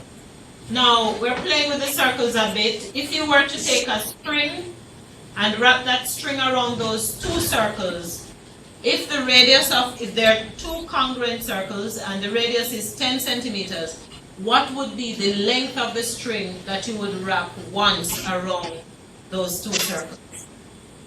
Don't work it out, I'm just saying, instead of asking students simple questions like find the area, find the perimeter, find the circumference, have them, have them explore. Here's another one. What is the total area of the sectors touched by a string wrapped around these four circles? And you'll get a hint as I move down. Same circles again, and I'm just playing around with these. As he did in his own exploration in his class. They were teachers in training, pre-service teachers, I believe, or in-service, I don't recall. Now it says, how does the area of the shaded section compare with the area of the quadrilateral ABCD? Isn't it a beautiful question? I don't know. I'm asking, what do you think? Tired? I didn't hear you. I'm saying, look at the question. Look at the diagram. Can you see the diagram? Yes. Yeah. We have four circles that are connected by their centers. Straight lines connecting, line segments connecting their centers, and some other connections are made. Right? The quadrilateral ABCD is there, and they've shaded a rectangle and a triangle within that. Now, if you were to, for example, define what is 1 unit, I could take a triangle to be 1 unit. Okay? Or I could say that the radius of the circle is r and work everything based on r. I'm just sharing ideas. Then we could determine the area of the triangle that is there, first of all. We could determine the area of the rectangle. We could look at the relationships that exist among the different shapes in this one diagram that students could actually bring together for themselves. And you could use Geometer's Sketchpad. It does take some working, but Geometer's Sketchpad would help you to put this diagram together. Right? If you were to take a circular coin and then use coins that are of the same size to form a circle around it, how many coins would you need to do that? Make a guess. So if you have a circle and you're going to form an outer circle around that single circle inside, using the same size circle, how many would you need? Somebody said about? 6. Okay, you say not about anymore, but it would be 6. How do you know? Because the radius is really from technical. Okay, it's from technical drawing, but there has to be some explanation. I'm going to move on a bit though. And that's from Geometer's Sketchpad. The diagram is not as nice as the others, but good enough for you to see what's happening. They're congruent circles, and that's the answer to that one. Alright? Now, still using circles. So it means at different levels, you have various things that you can do.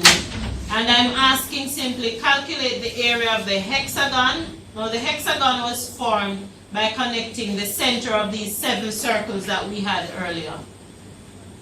You see that? Yep. Yes. And so, how does the area of the triangle relate to the area of the hexagon, etc.?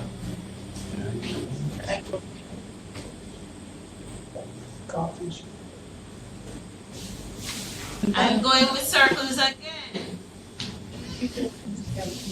In figure 1, I didn't label them, but in the first figure that you see there are 7 circles, an inner circle, and a ring around it. In the second figure, I've added another ring. In the third figure, am I moving too fast for you? Am I moving too fast? Are you following? We're not solving the problems, we're just looking at possibilities. Are you with me? Yeah. Yes, miss. Okay, so I'm saying in the first figure here, what we have is an inner circle and a band around it of circles. In this case, we still have those 2, but we've added 1 more band. In the next one, we've gone ahead and added even another band. I've used that table at the bottom to capture the values. So for 7 circles, which would be this, when you connect them, you would have 6 unit triangles. If we look back at this one before, what is shaded is what I'm referring to as a unit triangle. Do you see that? Okay. Yes. Right. I'll soon release you. Alright, so that's the unit triangle. So if you were to go ahead, print that and try to connect it, how many different unit triangles would you have? What would you get? And so on. I've also given you a picture of those unit triangles if you were to connect that. Explore and examine relationships. Who is laughing? Somebody's okay? No, imagine that. Do you know if you're not going to triangle? I didn't hear you. Once you get a triangle and connect them, you end up having a cube.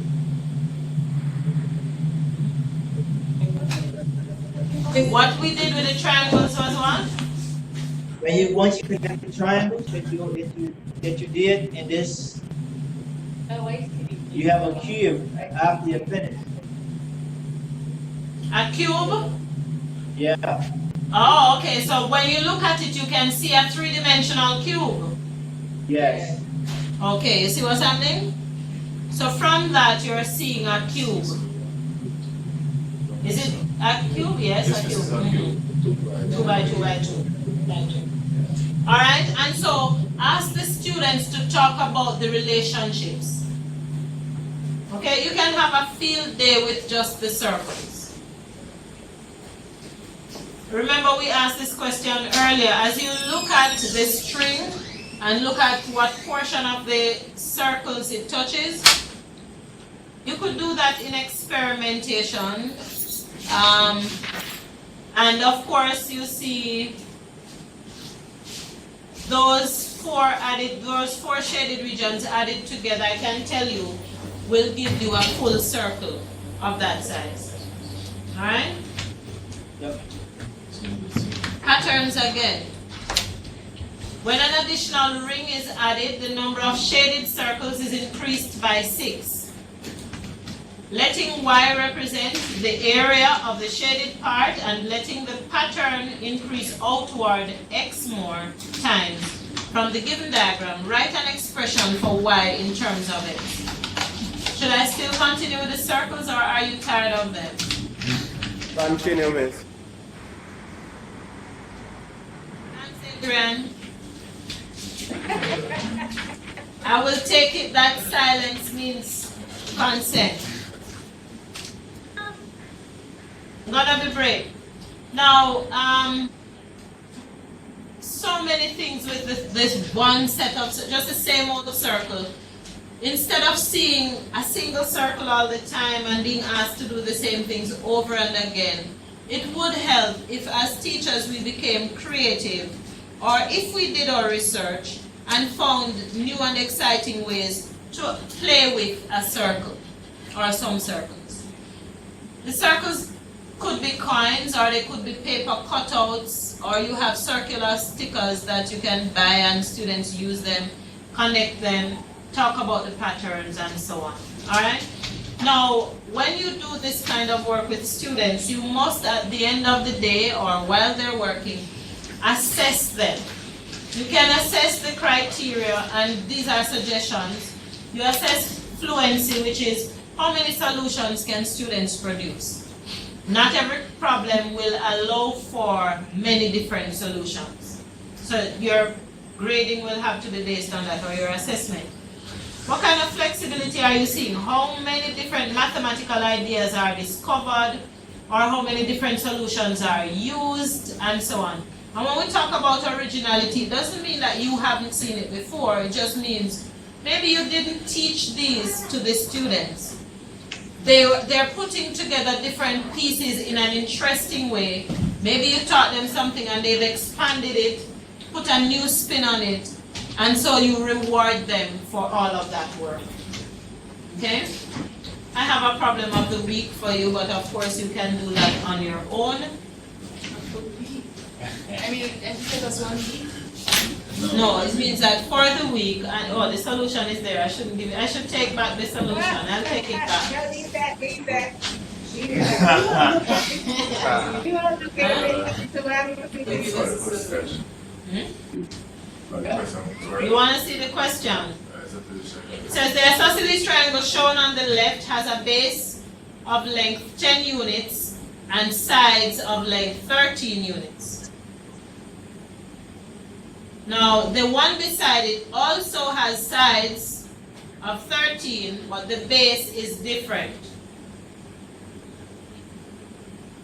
Spend some time to work on it, find all the possible bases of the second triangle so that they have equal areas.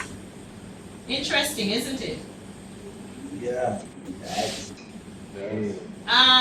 Rosina? Yeah. Have I answered your question anymore in terms of showing you the possibility of using content inside our problem solving? I'm definitely understanding the contact. I just really want to be able to, yes, you have. I'm not forcing you to use problem solving every day or every time for every class, because there's a place for other things. Yeah. I'm just saying that this is a powerful tool. It is a powerful tool. Just have to be very mindful how to get students to project their opinion, especially when they get into upper school. The upper school, they just tend to be very opinionated anyway. And so allowing them to reason through, we have to make sure that, or I feel they have to be sure that we're giving them reasoning to understand the concept. Right. Now you're going to find that if you help them to develop their mathematical thinking, their habits of mind and so on, they will begin to tackle with greater confidence more difficult mathematical problems. Without a doubt. Right. They'll be more willing to fail because they have the confidence that they can actually play around with problems and solutions. And even if they're not correct, they know that some measure of success will eventually come. So, as I said, if you have students doing exams, be careful how much you change your routines. But certainly where there is the freedom, have your students get their hands. Somebody says dirty. I was going to say dirty. I was trying to find a different word. But let them get their hands dirty with the mathematics. Let their minds allow them to get confused in terms of it is out of the confusion and trying to figure out that the connections begin to form between other areas of mathematics and so on. Alright? I've just added 2 slides that just list some things, not for us to discuss, but it structures in mathematics some statements. You have definitions, properties, examples, and in a mathematical system you'll find axioms, those kinds of things. You know, you have proofs, reasoning, relationships, connections, and you'll get those as well. They're not tied necessarily to the presentation, but I wanted you to see these based on our discussion from the other day. Mathematical thinking, much refuting, verifying, justifying, convincing, changing, altering, comparing, organizing, all of that is supposed to be happening in your mathematics classroom. And I'm asking you, is there any place for these in your mathematics classroom? Right? You have to create that space where students can argue about, disagree, negotiate meanings, try to find their own definitions, and so on. And these are activities that students should be Both you and the students. Yeah. So we spoke about specializing. Sometimes something doesn't fit, you delete it. You know, you sort things to ensure that you get a sense of where the ideas are going and to help you to see patterns and so on. And mathematics begins to get beautiful after that. Alright? Let's go through that next. Believe you me, you will encounter challenges, you will encounter what happens. Something went wrong.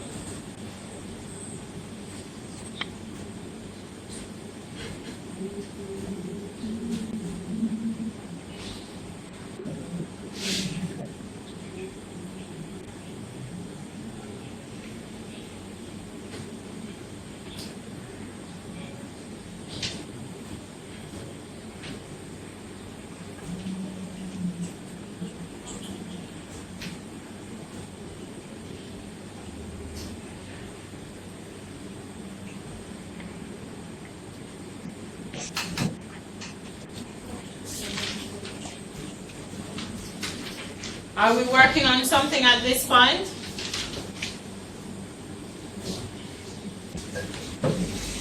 Are we working on something at this point? Okay. No, okay. Alright, I think we could officially come to a close, except if you have questions or comments.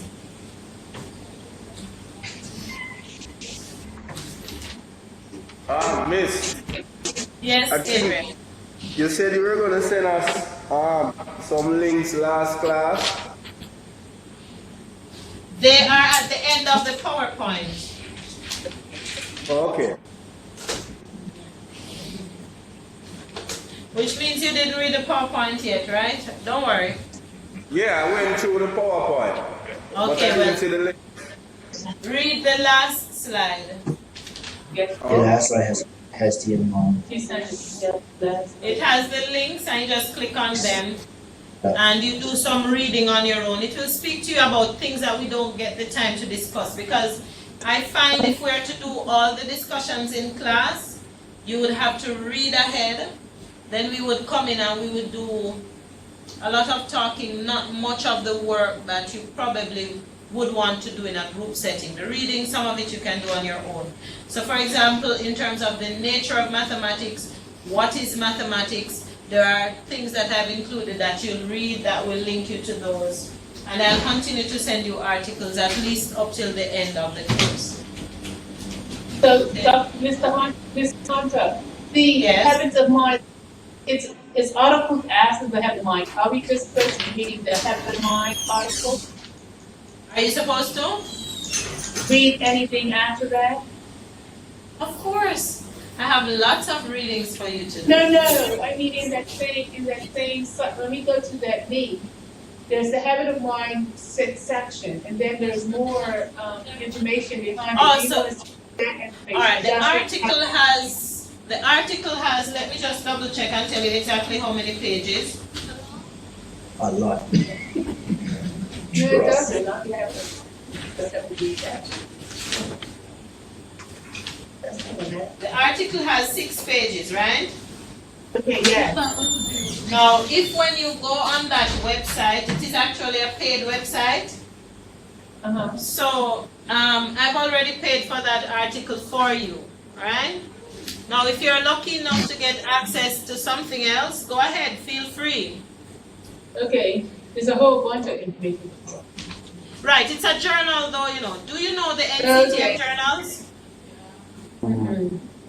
Are you familiar with the NCTM journals? No. Okay, let me just explain very quickly. The NCTM journals come out of the National Council for Teachers of Mathematics, or of Teachers of Mathematics, that is based in the United States. And I subscribe to them, and they have different journals and publications. One of their journals is Teaching Children Mathematics. That's for lower school, not the high school, of course. And then you have middle school, teaching mathematics at the middle school, or in the middle school. The next journal they have is Mathematics Teacher. And so for us at the secondary level, we would be looking somewhere between middle school mathematics and mathematics teacher. So those two journals in particular would suit our purposes. You will find, however, in teaching children mathematics, very useful articles that can actually help you to understand the underlying principles and help with the teaching, developing your teaching skills at the grade 7 and 8 level, sometimes even above that, based on how it is done.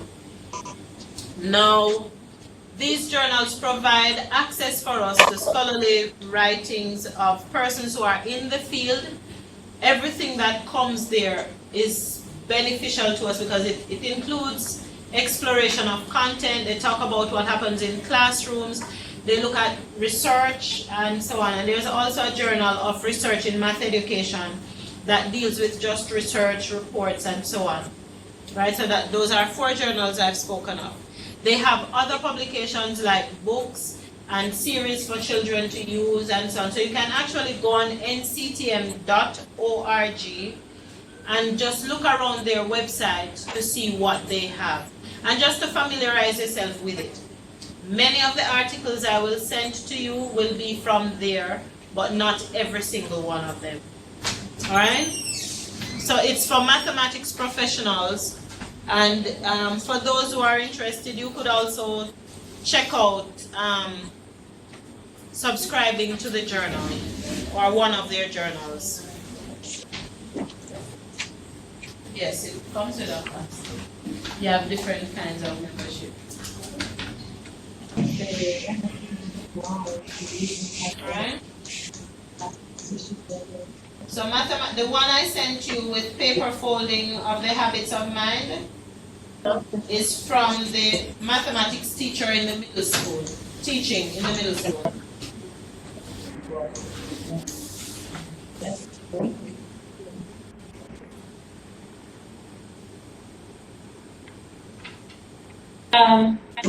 Ms. Hunter, Yes. the assignment 2, we were in groups. Have you decided what groups we're gonna be in yet? The groups. Okay. We can have three groups. So we could decide now how to work those 3 groups. I would like to split Bermuda in 2. Any issues with that?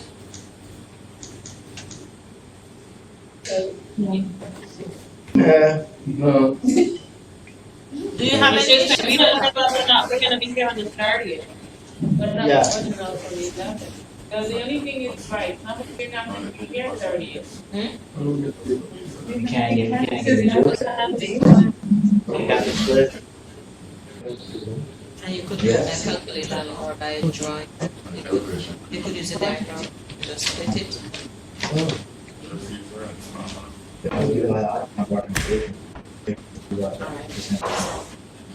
Do you have an objection to me splitting your group? Bermuda?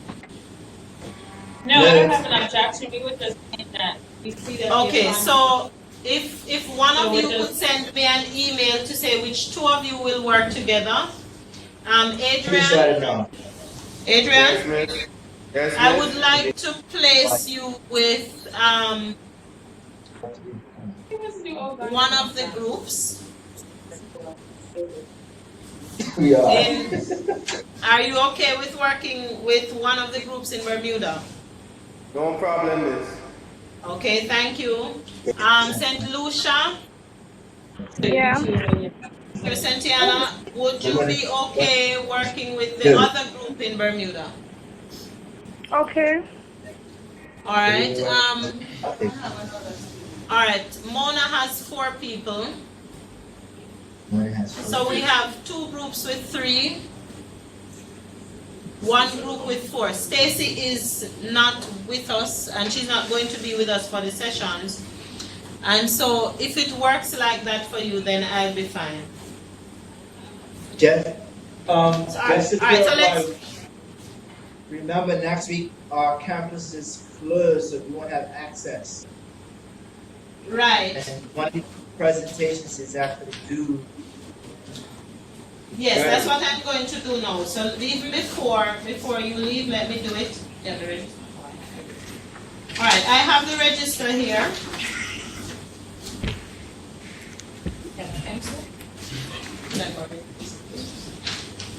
Okay, so let's split Bermuda first. Rosina? Rosina? Oh, she stepped out. Who will be working with Rosina? We'll let you decide. No. I think he should pick a male. Can you help me? Rick will be working with Rosina, R&R. No. I think you should decide, it's Hunter. Alright, a part of what we want as well is those who have stronger math skills to work with those who probably are not so good at math or their experience is limited in math, so that each group can actually benefit from what's happening. You're disagreeing with me, Orintas? No. Okay, just wondered. So, Orintas, who are you going to be working with? Why don't you decide, Ms. Hunter, because they're not gonna decide. They want the females to work together, and I think you should mix it up. Okay, so, alright, Orinthus, Adrian,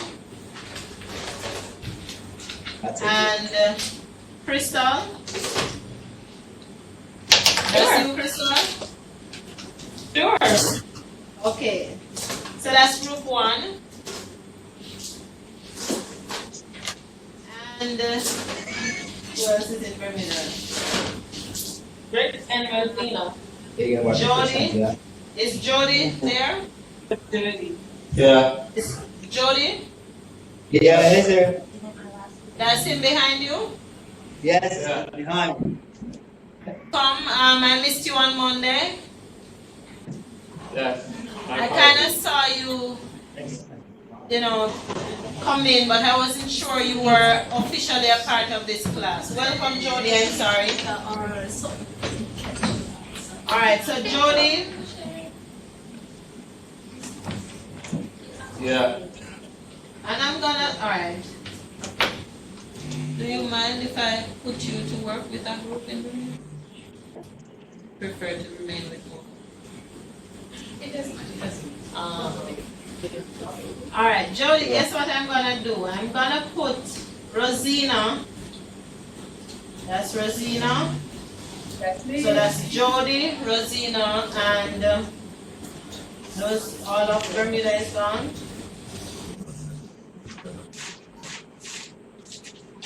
I think it's kind of mixed so that we can.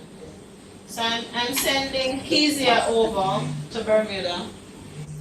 And I'm taking Crescentiana over to Mona. I don't want to give anybody any clear advantage. Crescentiana? Yeah. You have to work with some Jamaicans now, alright? So I'm putting you with Jomo and Donald, let us see. I'll take them. Turn it down. That's Oh, you are Borel.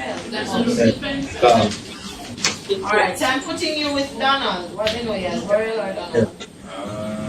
No, the rest of them, right? I guess.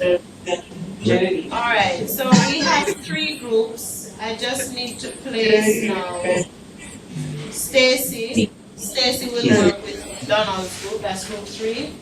And I'll type this up and email it to you later so you don't have to even question where you are. Jason, where's Jason? He's not.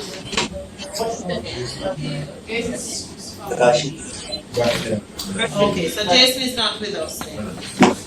Alright, so let me just say, alright, so Crescentia, were you here Monday?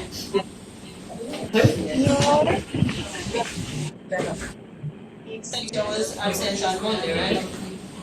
And Cynthia was here. Rosina, you were here on Monday, right? Yeah. yes. Jody, you were absent on Monday.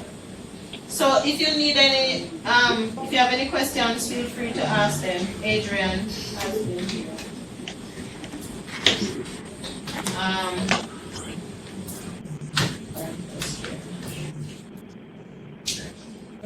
Crystal, you've been here both days. Jason is out, it seems. And Stacy will be linking with us by technology.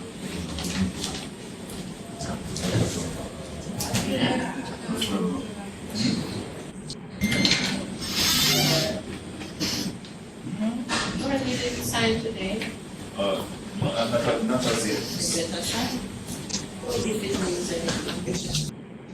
Okay, so for what it's worth, I will send you. Now, in the assignment, you have a schedule? In the assignment schedule, you will see that I have not put any restrictions on who does what, but I would prefer if we have 3 different presentations. Right. So, there's a graphing calculator. You don't have to use a graphing calculator. The 3 bullets do not necessarily represent the 3 areas that I expect represented. So, for example, there are computer programs. All 3 of you may wish to use computer programs, but different ones I would expect. Alright? And if you're going to use PowerPoint, come good, because PowerPoint is not necessarily designed specifically for understanding math concepts. You get where I'm going? Yes. So it's not about clicking on a multiple choice, getting the right answer, and somebody clapping and saying so on. I want something designed to help students manipulate mathematical models or simulate something or learn how to explore angles, graphs, shapes, whatever it is. Alright? Statistics, whatever it is that you're going to do. So there's Excel, there is Geometry Sketchpad, there are graphing solutions. Recently I went online and found one called Google SketchUp. They offered me an 8-hour trial. Of course, by the time I started working, so I could create like conic sections and so on using Google SketchUp. And I found it interesting, but I needed a teacher for a while, a tutorial to take me through some of the things, and I had to be going through a lot, so I did it. And I wanted to look at conic sections with you, so we can look at how visualization can enhance the teaching of certain things. I've not thrown it out as yet, because we teach conic sections, and there are some ideas about conic sections that can be made simpler for students by simply using, right? You make a cone and you slice it through, and you can see from different angles how the conic sections come about. Alright? Alright, so would you like to now decide what it is that you would want to present on? Or would you want to send me an email just that I can check to make sure 2 persons would not be exploring the same concept using whatever. So if Geometry Sketchpad is what you're both gonna use, it must be for two different concepts, okay? So you can just send an email to the group when you decide what you're gonna do, to say, I am exploring circle theorems using geometrical sketchpad, so that nobody else will choose that. All right? Does that take care of that? Tessellations, there's an app on the internet that you can use for that. If you want to check it out. An interesting area to explore with students. Thank you.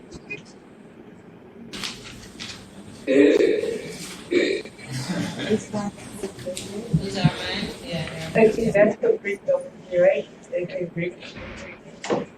So she's. Tired, eh? You have all weekend to sleep. Don't do any work at all, just rest. Adrian, Yes, sir, answer. what's your last name?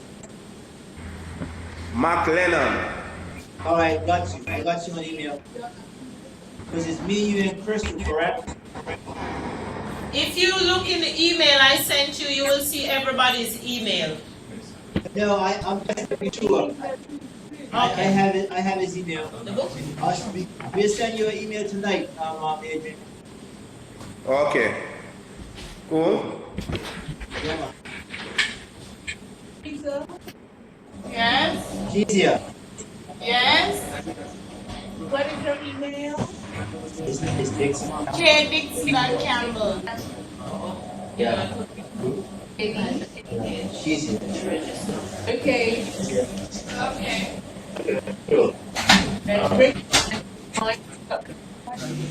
Yes, yes. You may have, what you may have to do is send an email to everybody else so they can understand.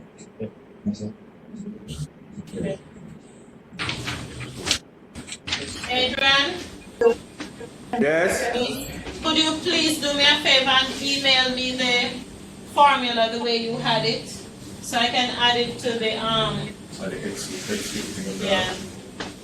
What was it? X square. Or you could tell me again and let me write it down. X square is Oh, email it to you, miss?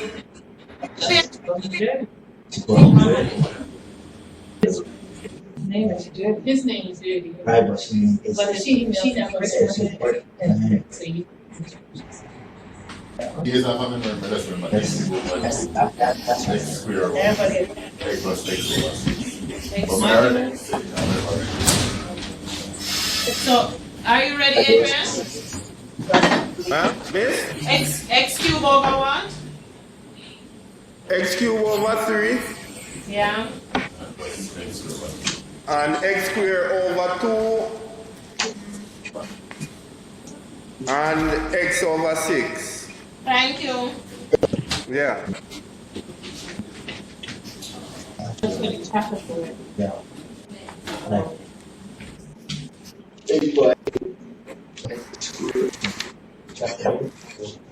62 squares, but as you go down, like each square, you figure out about it. And there's a formula.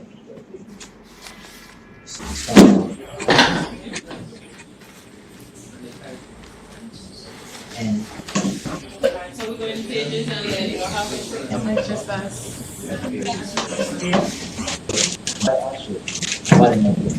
Oh,